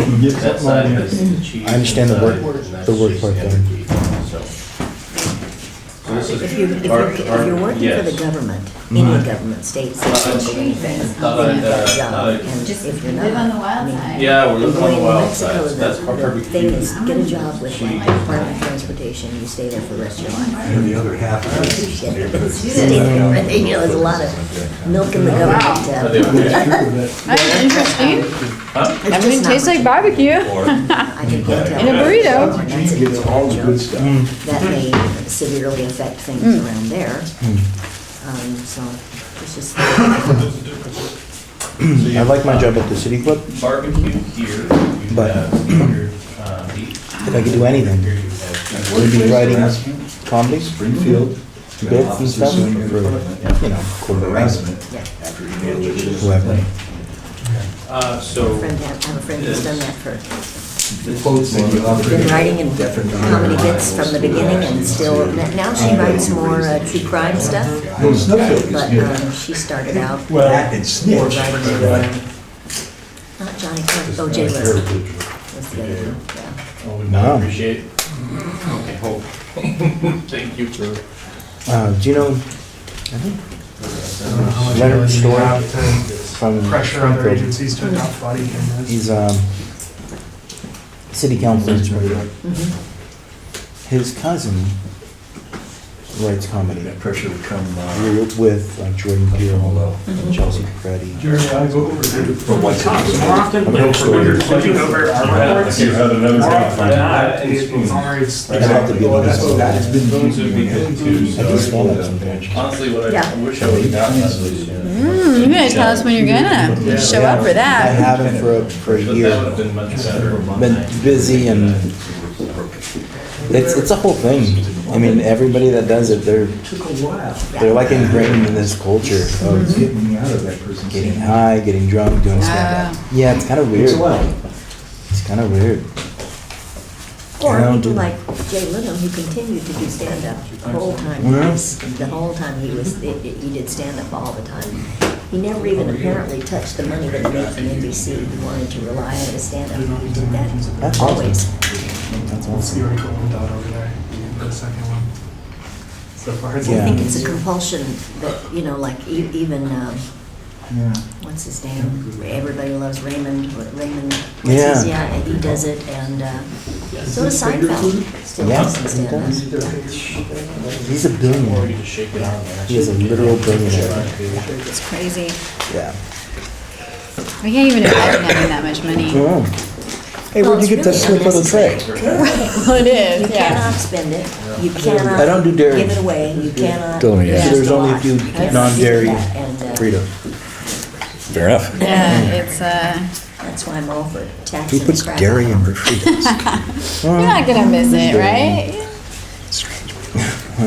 Although I've been listening to Andrew Yang talk about guaranteed income. Oh, Oh, yeah. thank you. I appreciate it. It's coming one way or another, I think, although it could be the result of some disastrous. Yeah. You know, it may not get here until it's almost too late to do it, but we're good at doing that. Well, the dock on the right get more weighty than the dock on the left. I was moving them all into one place so they could. Had a shuttle driver yesterday tell me that she and her husband had made chili for the first time in their lives. They'd never eaten it before. I was just saying, the other ones that are more important. What kind of chili? Just any kind, they've never had any kind of Not chili. even Dennison's canned chili. No.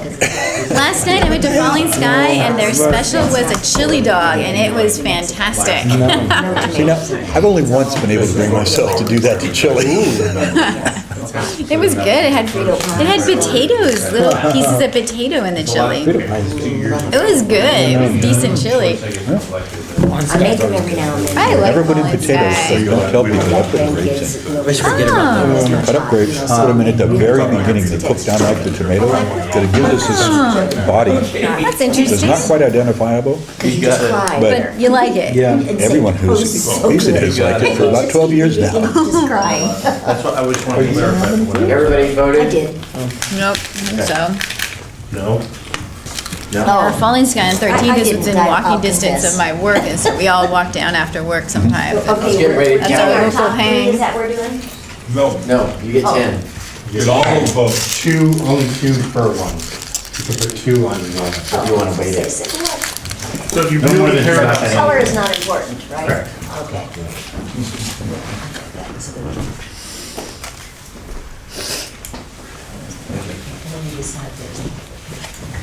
obvious.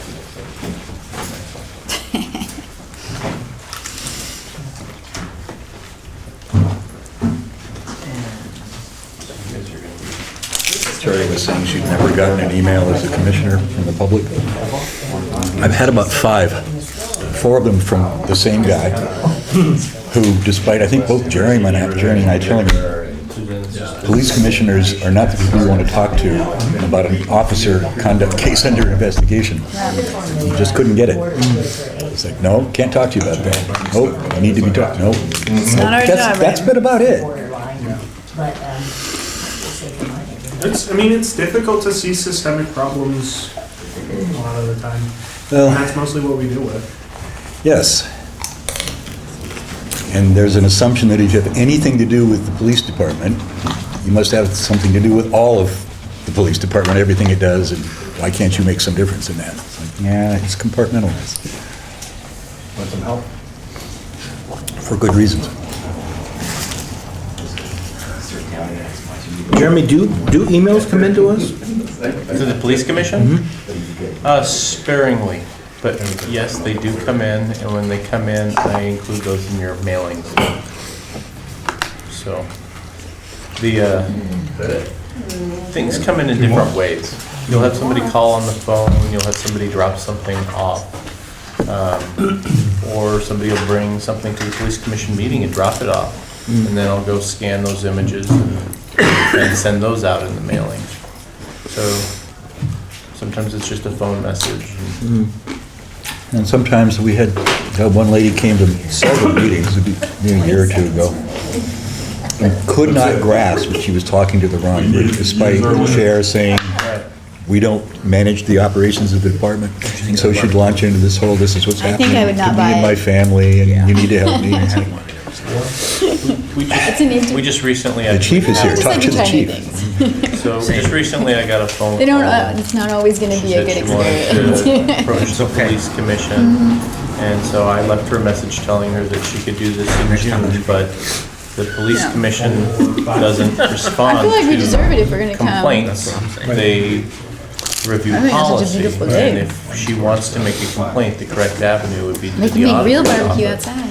And I left her that message, but I guess she didn't feel like she was getting the response. Oh, that's so or fun. the, We went to Korea, to the sister the city. outcome or. And one that of she the was kids looking that had for. been here And she met, had and that been is what he watching missed a the movie most. recently. And we're that like, it's saw, closed. And he I was guess, so that heartbroken. Police commissions have, not realizing that police commissions have different What was it? goals, have different range Yeah. of, Like sitting there in that space. what's that, yeah. I'm so sad. So. Right, right. Anyway, It's like we'll you see. can't fully Make it appreciate to what's there talk now to you, because make all it you to can hear think from about her is, in yeah. June.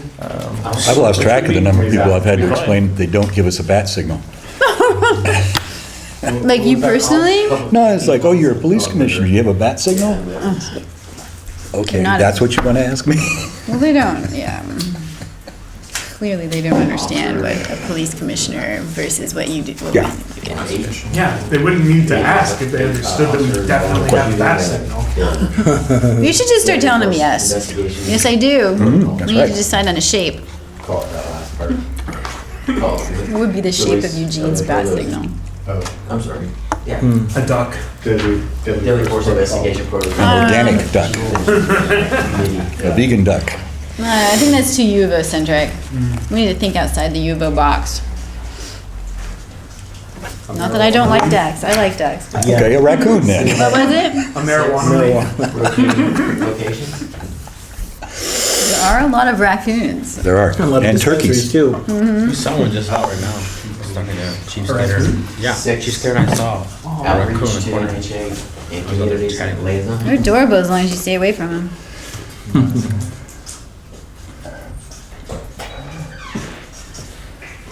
We just bought a house right next to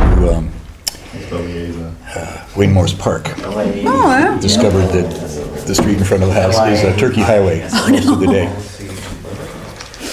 we had a small group of turkeys in our neighborhood maybe 2 years ago, and they, I mean, there was like maybe 5 or 6, it was a really small Yeah. group. So they would do adorable things, like walk across the crosswalks and like they knew what they were doing, you know, and everything, but These guys have figured out there's not a lot of traffic on West 30th, so they go right down the middle of the street. but I can imagine if you had like 20, I mean, we used to have chickens, so I know like they are so destructive. There's 20 in our friend's neighborhood that's in the Cal Young. She lives on Tate by the dead end. And they're just, because there's no traffic on the dead end, pretty much, except who lives there. But there's 20 of them. They're menace. Yeah. They're menace. I think, what was it, the wildlife group, they're waiting until after the babies grow up to a certain stage and then they go in and capture them. Search and seizure. Okay. And go Councilor Yates. And then what?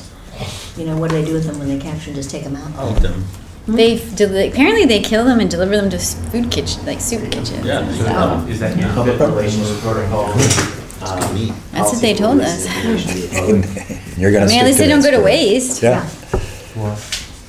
Well, Oregon just passed a roadkill law. Right, yeah. Well, so that it goes to some good purpose. Alaska has that. Anything killed, there's a nonprofits that come out immediately, pick up a damn moose off the side of the road, take it to poor families. Edward, did you know PT is getting a huge festival Okay. in August? Yeah. Examine feasibility of Music festival. services for Of public course, health PT to me people means drop. the town I grew up in, Port Townsend. Oh, where I spent a number of years. All right. Yeah, I used to work at the hostel there, at the fort. There was a. I lived on the fort. Solar dumpsters and- You did? Father was superintendent of that fort when it was a juvenile treatment center. So what part? When you come in the main gate, there's a Yeah. row of really large officers' houses going along. Yeah, Officer Row. King's Row. Oh, King's Row. Oh. That's what it was called. Sergeant's Row was up the hill and over to the left. I had the paper route for the fort. Wow. And drove security crazy because I and a bunch of the other kids who were kids of the staff there. Well, the prisoner's uniform was blue jeans and a blue denim jacket. So of course we went to Penny's and bought those and walked around the fort. And security comes screaming down in the car and it's like, I'm telling your dad. Do you know where Manresa Council is? Sure. So right up the hill. That's where the fort, that's where the hostel is. Oh, okay. And I worked at that hostel for almost 2 years. My mom was in a nonprofit that used to do fundraising events at Manresa Castle. It's a small world. Yeah, well, that's a town that for some reason a lot of people have been to and know about. Even before it was popular as Victorian shit. We lived in one of those Victorian homes before we moved on to the fort. $40 a month in 1964. Nobody wanted it. That doesn't My seem parents like couldn't right. get credit to buy furniture because when they wrote down how much rent they were paying, the guy decided they were lying and pushed the paper back. What, do you live in a garage? Like, no, a 4-bedroom Victorian with 360-degree view. What do you got? Yeah, Aldrich is burned down, you knew that. Oh, no. Yeah. Where will the kids hang out? Yeah. It's still at the park or the boiler room. They used to hang out right on the Aldrich's corner and kind of commute back and forth to the recreation center. But that's where you could find all the cool kids. Increase awareness. You're doing a good job up there. Yes. Figured out the doubles. So they're doing like a regional size festival up there? No, it's instead of bumper shoot. I helped start that. Bumper shoot. Really? Yeah. I love bumper shoot. Well, it used to be free. It only took some thinking. Yeah, when I went, it was just $20 a week. Yeah. We made a point of making it just free and opened all the gates. Lisa did I would've been suggest nice. Unfortunately, that was a real money sink for the city, so on their radar. we had to start paying for it somehow. Yeah. But no, you were saying kind of like that, but Yeah. in PT. Huge tax. Nice. But I don't think $200 it's a a ticket. card. Yes, I understand that it's been successful, but I don't hear much about it. Some of the people that live in the community are from different bands, like Yeah. Modest Mouse, and I Yeah, don't yeah. remember some other bands. Yeah. They're presenting it and doing it. It's the first year they're doing it. It's called the Thing Festival. Yeah. My daughter's still up there, so. Bunch of friends I turned on to PT in the 60s when I was going around speaking in the Northwest to countercultural audiences and encouraging them to move there. Some of the folks I grew up with are not happy I did that. There's no work up there, that's why we You weren't left. even in the, Oh, I was trying to make out some of the. Your agency. Yeah, it was fishing and logging. Yep, Yeah. and the paper mill. And that was kind of a subset of the logging. Crown Zellerback owned that mill when we moved there, and they gave it up as not profitable, and the workers organized and bought it. So for a while, it was the Port Townsend Paper Company. And it tickled me a lot that I could walk into the corner store in my building in San Francisco, owned by a nice Lebanese Christian couple, and the bags that they would give me to stuff in the Port Townsend Yeah. Paper Company. Yes. Implementation, your interaction, implementation of the community safety initiative. Use of force for reporting review.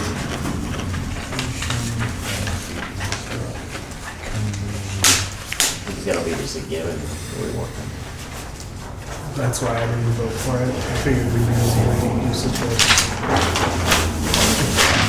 I really didn't Was the other- seem to was me another to zero? review all of those things, so I didn't do review. Remember there being one. I mean, there are a couple that probably. Kind of. This equipment one that needs to be. Is that any- He's got to do that. The real benefit to getting officers to these meetings is going to be, how does the policy work out in real I world? feel like Right, we're gonna have yeah. piercings and tattoos. Yeah, because sometimes you can Right, so try to piercing think of might be a- everything, but Yeah. until you go out and use something, yeah. All right, here's our final. Woohoo! You can see the scores there. Those are all my favorites. It's too much to do. Well, that's why you start chopping from the bottom. Well, remember, this is 2 years. So it's 24 meetings, right? Yeah, but I like Ed's idea of not overburdening us so that if something comes up, we have capacity. Well, and the constant feeling that we're not quite getting to everything isn't good for morale. There's, or, yeah. There are 22 up. And we're taking off how many? Or that's, there isn't a, We're just asking, so Oh. what do you think so far? And then if you had to draw a line, where would you draw the line? At what number? Under. I'm gonna pass out 10 dots and we're gonna vote. You got your dots right here. Okay, just for context, we had 23 action items that was in our last work plan, and we got to 1, 2, 3, 4, 5, 6, 7, 8, 9, 10, 11, 12, 13, 14, 15, 16, 17, 18 completed. We did have meetings on some of the other ones that did get completed, but we just didn't have a final outcome. But we did, on almost all the others, we did actually hold things on. We just didn't come to a final conclusion on those, so it's, Oh, that's a good point. How many that are on there do we need to carry over? Can we have a little more explanation of increase awareness? Increase awareness That we exist. Oh, of us, Thank you. Oh, police commission. of us? yeah. I think that falls into. Activities and value. Advisor evaluation training, we already got Okay. that. Fall under outreach too, can it? Yeah. Yeah. Yeah, you combine that with outreach, and that gets 9. Some of these feel like more so an ongoing conversation rather than an actual action item. And some of these feel like an action item in which we just need to find a date Yeah. and allocate time to. Yes, and others are, we should be doing this from So- now on. Well, we're gonna be, yeah. Yeah. Well, there's just Camping some- policy, all of Yeah, those. there's some of it's these just- things we're just getting, Keep going. they're just gonna happen, so. Right. Feels like we can do all of it, just. Joel's got a good point. Some of this is about how we operate, and some of this is about a task, we take it on, we complete it, we report to council and the chief. But we do need to talk about how we're going to operate before we start operating that way. Mhm. So- Yes. So, Yeah. Yeah, no, it's not that we shouldn't talk about it, but yeah, yeah. If I had to draw an arbitrary line, it would be after 4. Yeah, So the first page, or the whole first that page. first page. Basically. Mhm. Yeah, me too. As much as I like the 2 that I was the only vote on.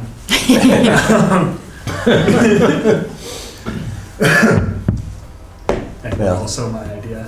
Well, and we can keep page 2 to reevaluate next year. Sure. As, Well, actually, it you might know. come up before then. Yeah, Yeah.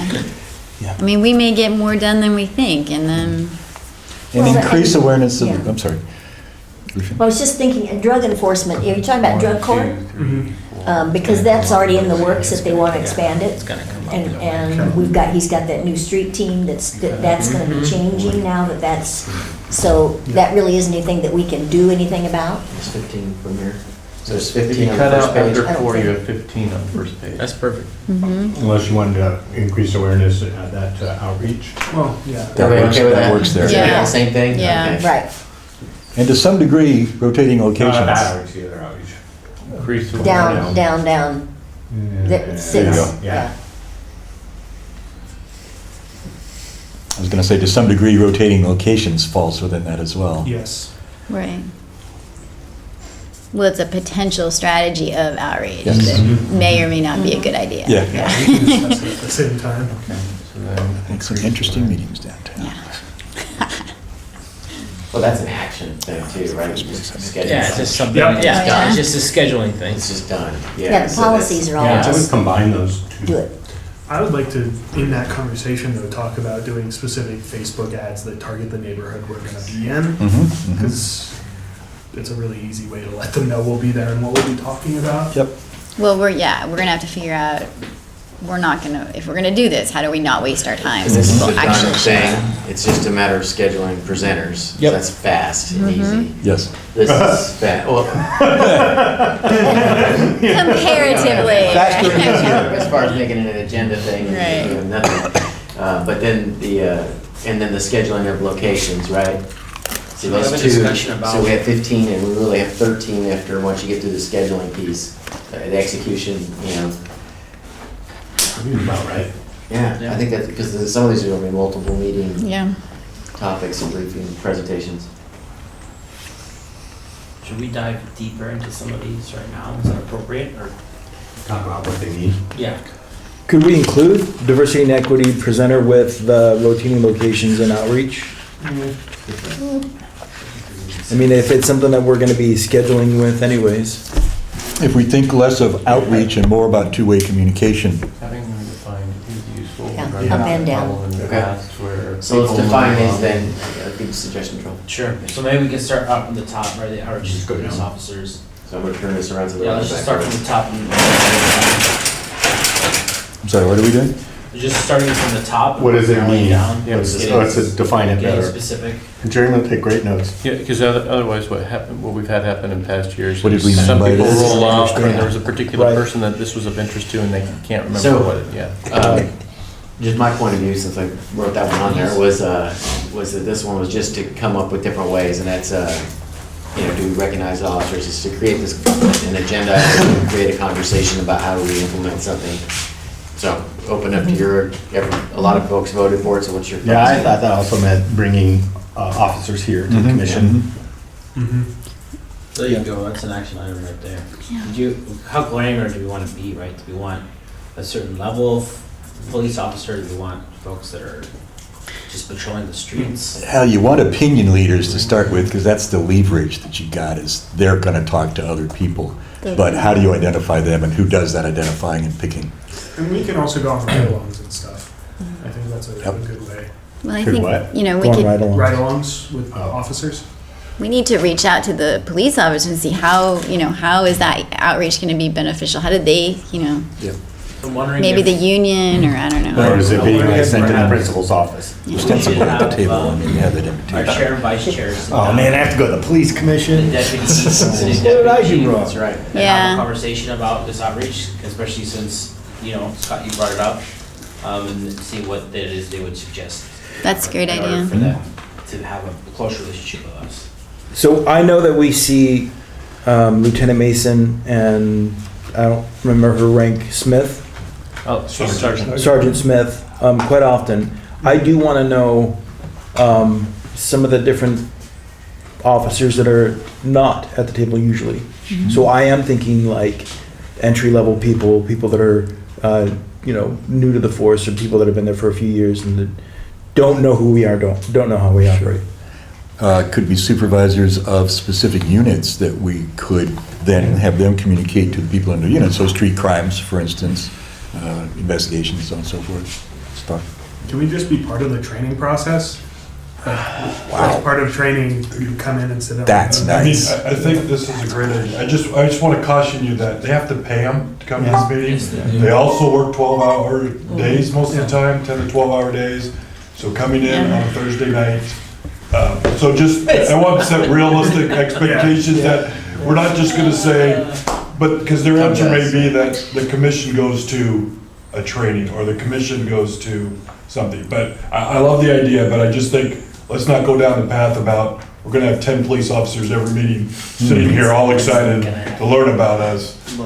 Because to tell you the truth, we have a hard time getting some of the supervisors for trainings because they're busy and this is coming in on, as you can see, we've asked Chris Mackey to join us every week and he's pulled aside as a detective and can't always make it. And today is an example. So just want to set expectations that we don't get too far down thinking that we're going to have this. So, but it's a great idea. I love it. It sounds like we have a good start though, right, folks? So suggest some things.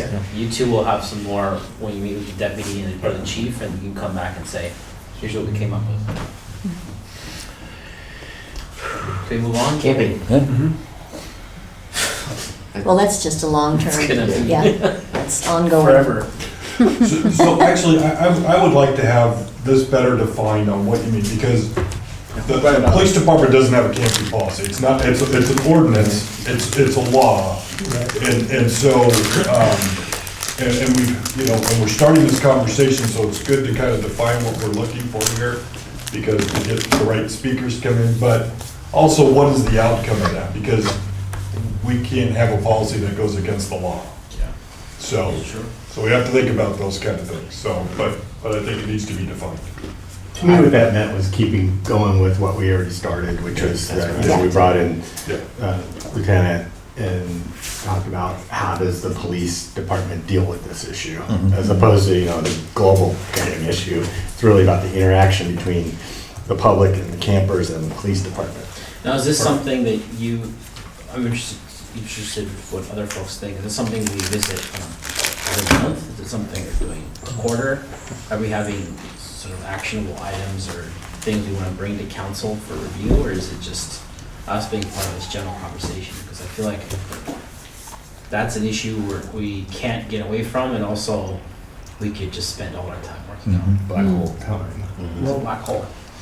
One of the things that I would like to see as part of this camping policy are some guidelines for officers about when a warning is warranted versus when it immediately results in a ticket, as well as some method for folks who are ticketed to, you know, it sounds bad, to face their accuser on some level. Because a lot of what I ran into were people who said, you know, I've been here, new people moved in, and now suddenly I'm being harassed by the police. So there's no community communication on that, and the police are caught in the middle, and they need some sort of guidelines on how to navigate that. So maybe answer your question a little bit, Joe. We've been going down this path of trying to determine what policies and what things that are affecting, and there's been some education over the last couple of meetings, and we're continuing that process to kind of pull out what the commission could actually have some sort of influence over. So this feels more like a commitment to continue this process, Yeah. rather than us trying to sit here and figure out. And we're not talking about coming up with a policy, but looking at how the officers are carrying out the city's policy. Would that be accurate? And contractors, I would think, would fall in, because the police get blamed when there's gaps. Red hats. Yeah, and the other part of that is the citations. You know, like, guy got 23 citations, give him another one, oh good. Right. What good does that do? Couldn't pay even one of them, so Yeah, it just right. gives him a deeper hole. Right. That could be something we talk about where you work with court You know, you fix a ticket. I thought there was some merit there. That really, Yeah, that that's was, good. wow, that's innovative. I like that. Yeah. That'd be worth a discussion, definitely. So, what about deadly force investigation protocol? That was under the, I believe it was. That's a something like policy that, under the thing, yeah. It fit. District yeah, attorney. yeah. Yeah. What do they call it? The It fit. interagency deadly. Yeah. Deadly force. Investigation. That was a suggestion of Chief Skinner. Yeah. So I think they're there. Yeah.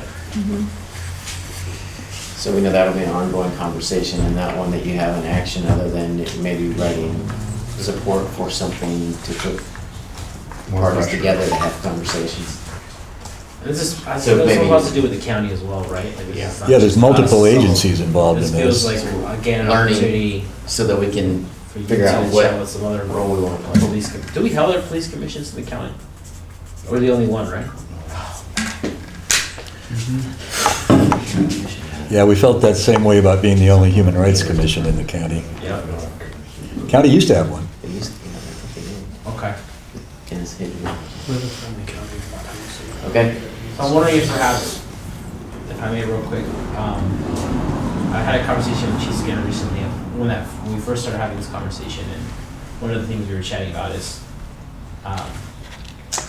trying to pull together some sort of stakeholder meeting around this with other municipalities, especially since we don't have other police commissions. It feels like it's probably a conversation more so for the chief and other heads of police departments across the county, as well as the sheriff's office, and you two may want to be involved in that as well, but we could possibly help coordinate or do something around that. Yeah, I think that might be one of our goals, and that is to come up with what we think maybe changes to that, And suggest it to the and chief. then suggest that, and then even maybe take it further to where we have the commission and the city manager saying, we want all the agencies to get together and we look at how we do that. It'd be good to then encapsulate that in a memo, send it to the council, and have the council say, yes, this is a good idea. Right. And then the chief and the city manager can use that to help reform that process. So, yeah, we're just adding. Getting more information out, more getting weight. information on a regular basis, like every other day or something like that, using, and the body cam issue is just to us, so the other people don't even care about that because that's just a Eugene issue. So if they don't have a stake in it, how fast they're gonna move on it. Yeah, yeah. The outreach, and that's the beginning of a conversation on how to tighten up our liaison and then make an assignment of those duties. I see that as us sitting around a table and saying, I'll do this, or, Yeah, I mean, I think it even could be something that you can relook at bylaws, and actually the description of what a commissioner does could be that they have to sign up to be a liaison for one of the community groups or to the community group. At least their own, right? Yeah. And increase awareness also encapsulated getting the word out about maybe a Facebook page or other kinds of things that we could do to kind of market what the police commission does and its value. Or just making use of the existing city page. Better, yeah. And some of the public pages that are supportive. The department has like the chief talked about, an area where they can do file footage and stuff, right? So why couldn't they just take a few pictures and this is the commissioner, this is a short bio that the commissioner wanted, two sentences, 3 sentences, and here's the page. I can take your pictures. Yeah. I've got lots of little people to take pictures of, so I've gotten. Okay. It's no problem. I don't think we want to do that. You've demonstrated Break that your you're an camera. outstanding cook, and so. That's your Not focus. wanted to. You set the bar. Okay, so, Can we chat about locations real quick? yeah, what would you like? So we have, what is it, we have one meeting a month. We should at least try to make it to the 4 quadrants of the city, right, north, south, east, and west. Yeah. Yeah, maybe 4 My times. suggestion would be that we alternate, so we have our regular meeting at the police department. Or And the then library. the following one, we could go to a different part of the city. Mhm. So we're that. So, yeah, if we did every other meeting. Every other meeting, we go We'd somewhere still, else. well, we miss August, is it, we don't have meetings? We think miss so, a yeah. couple in the year, but, and May, we don't have a regular meeting. So 10 meetings we have all together. Yeah. Every other one could be Mhm. 5. somewhere else. So this Yeah. means And we 4. could also meet down at the library. Yeah, Yeah. the library. Maybe down, someplace downtown, Library's as nice. opposed to. Yeah. That would be the Police 5th one. commission. One downtown, and the other 4 north, south, east, and west. Mhm. Amazon Center. Something like that, yeah. Oh, that would be fine. Yeah.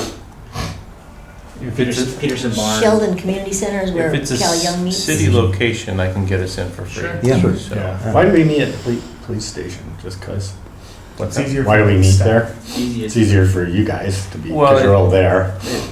Yeah, Yeah. it certainly is. I don't know if that's the original reason. Well, I think it was, we moved there after, they took out City Hall because the library closes at 8 and we have to be out of there and the room arranged back into space. That's right. And so that's why that was no longer a viable option for us because we go to 8. That used to be true, then the budget committee kept going past 8 and they changed the rule. Oh, Oh, well, What is Except that? under Scott, we ended at 7:30. What happened?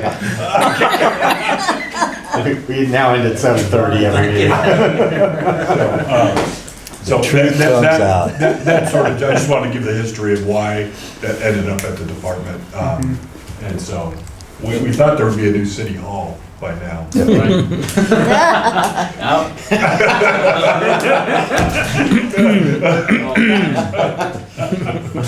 Do we have time to try to just identify locations for those 4 areas? I think we can leave that to the chair and vice chair. I Well, don't, or these, just remember, this is something to come back and as part of the later. plan and to put Conversation, together right, for yeah. next year and do that. This is more of just lining out so that the chair and vice chair could then make sure they have it all set up. And so early on, they can have that Sounds good. discussion of locations and bring, One of Oh, those for would be next year, Jeremy's right? house. yeah. Yeah. this is for- Jeremy's house, yeah. Jeremy's small house. And this is policy review, right? Oh, Like we we could kind meet at my of just house. highlighted that we want to schedule those earlier in the year, right? for what you volunteer, man. we bought Um, this new place with the new money. Protocol for the release of information. For gatherings. Did we all have an understanding? We need to take a little Oh, notes that's here. awesome. How's that different from the Dudley Forest protocol? So this is to more to when they release, to me, it was more when we release information on anything other than deadly force or what are the policies around what Melinda does and gets out and how timely it is, and is there restrictions? Kind of looking towards that transparency piece of, maybe there's something that her policy tells her she can't do something, but that's something we want to relook at. Do we agree to that? So we control this one, and the other one is a bunch of agencies. Right. Yeah, so we can make more of a smart goal around that, action. EPD specific stuff. Supervisor accountability. Whose is that? That's mine. So I want to look at, how supervisors evaluated, how they're trained, what they're responsible for, so that gets into that. So that's somewhat dependent on the city that's putting together that, they're putting together software right now. Could be that, or we could make suggestions from our point of view. Oh, okay. All right. Sure. Okay. Homeless services. I would like to put together a recommendation for city council, specifically based on how this will, public bathrooms, what are the enforcement issues around that, as well as how much work it'll take off the police's plate on the back end. Give it to Public Works. Yeah, that's the next step. It's gotta go somewhere. You said a note to council? Yeah, that's I think, the end goal for us, where it gets taken out of our hands. The investigation part is, if we did these things, what would the impact be on EPD in terms of law and order? that sort of thing. We really need to look at how public restrooms have worked out in San Francisco. Or just the one that we have downtown, which is a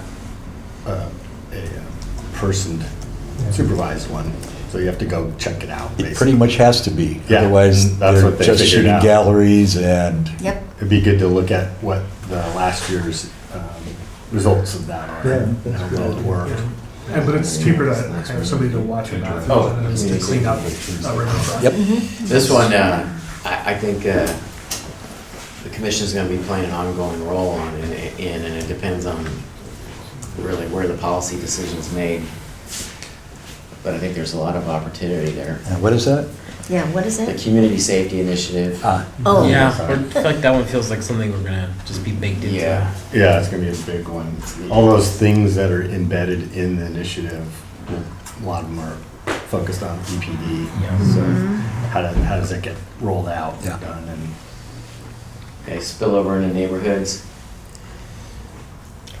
That's a two-parter, because part of it is the whack-a-mole problem, is you whack the mole downtown, it pops up a few blocks away.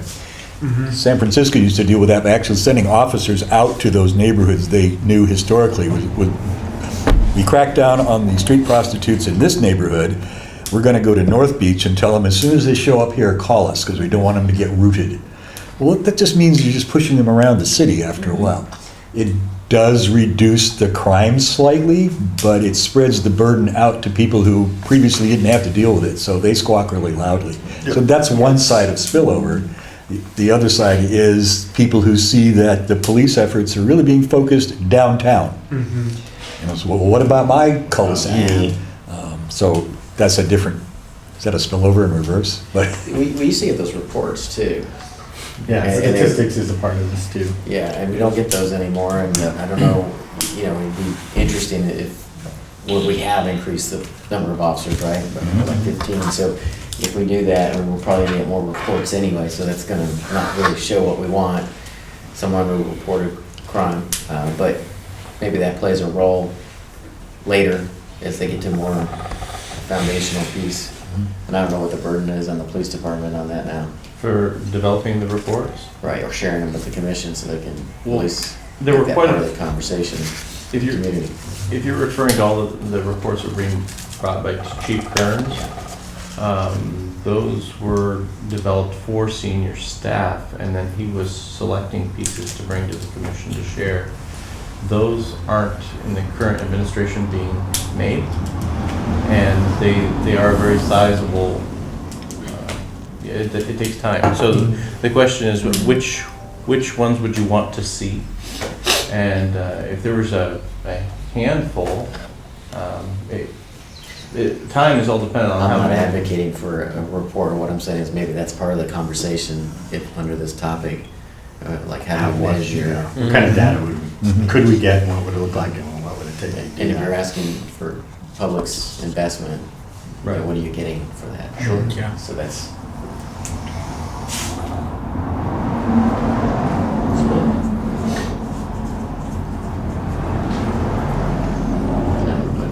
Data. Conversation and data. We haven't had one of those since Director Yeah. James, I think, so. Citizens Police Academy, will you write anything more on that, or explore it, have a conversation? It's part of outreach. I'll just say this about it. It is an extremely cost-ineffective way of accomplishing its goal.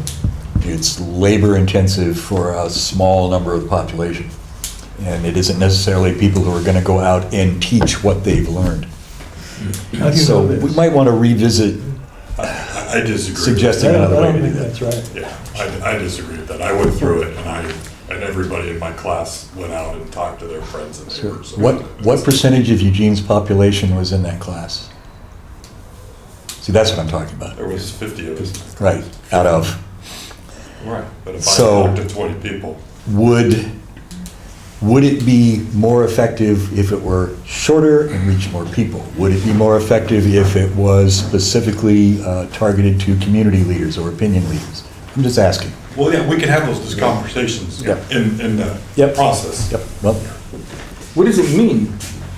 What is a Citizens Police Academy? What is that? So they used to have an academy where twice a year, I think it's 3 months long, and you go every week, and they would take you through all the different departments, and police officers would come in and teach you what they do, everywhere from, you would have officers that have been involved in shootings, and they'd come in and talk about how that affected them. They'd also have SWAT team come in, the bomb squad come in, and just run you through what happens in the police department and all these different areas so that you can understand what they go through. Then they also take you through the simulations. So you actually spend a day going through and learning handling a car stop, and so you get to learn what they do from ground up and spend this time with them. And so when you walk away, you really understand what the department does on a daily basis. And then we can use that- we can use that to create content when we start investing in outreach on social media or radio stations or TV. They've got folks in-house who are doing video, we can record those, and so that way we can reach the wider audience. The FBI department in Honolulu, you think about an international community, and you have the FBI, they run a Citizens Academy, and it's usually you have to be referred and invited because of either your business leader or a community leader or something. But and then I don't know how they select who gets to attend, but they run one, and it's a very good one. I think Springfield still does theirs. Okay. Yeah, I would think that one of the first things you want to do is have a conversation about what happened before and why did it go away, and then what would you do if you resurrected it to make it either more effective, more cost effective, more streamlined, or to deal with the issues about why it went away.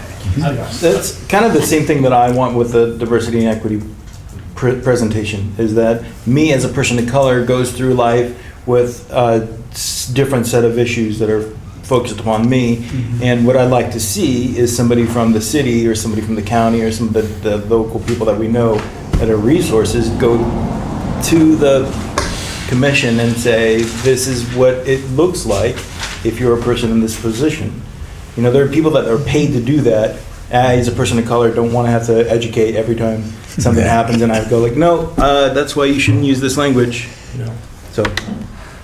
The Assistant Police Academy, I just want to say real quickly that I know the fire department has been going through this initiative. We want the fire department to be reflective of the populations in the high school.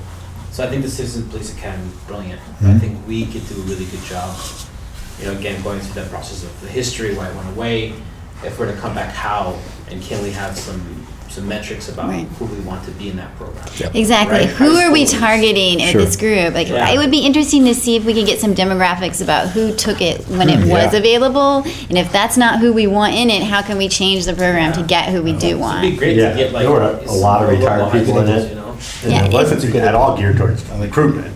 It was about informing citizens. Informing citizens. Yeah. The fire department's geared towards recruitment. It's really different. But if we're getting all the same type of people in it, it's not really helping. Yeah. Yes.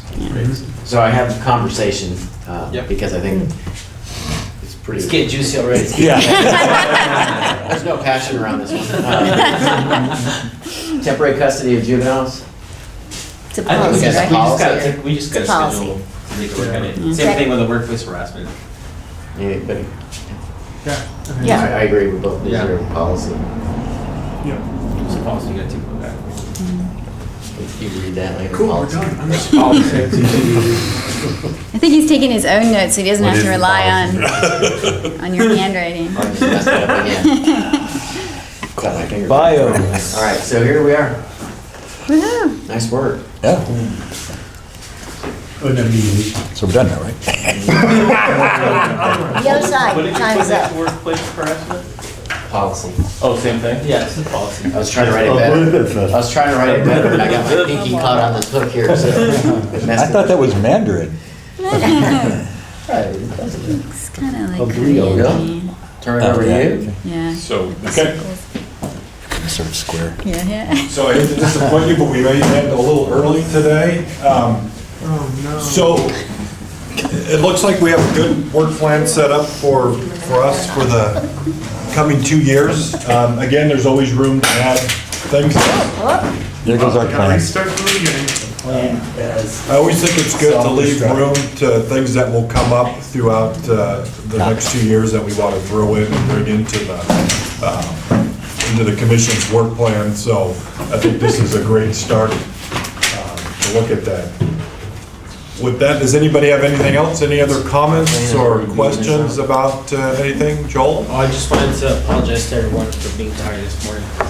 I slept through my alarm. So. Then you needed it. The sleep.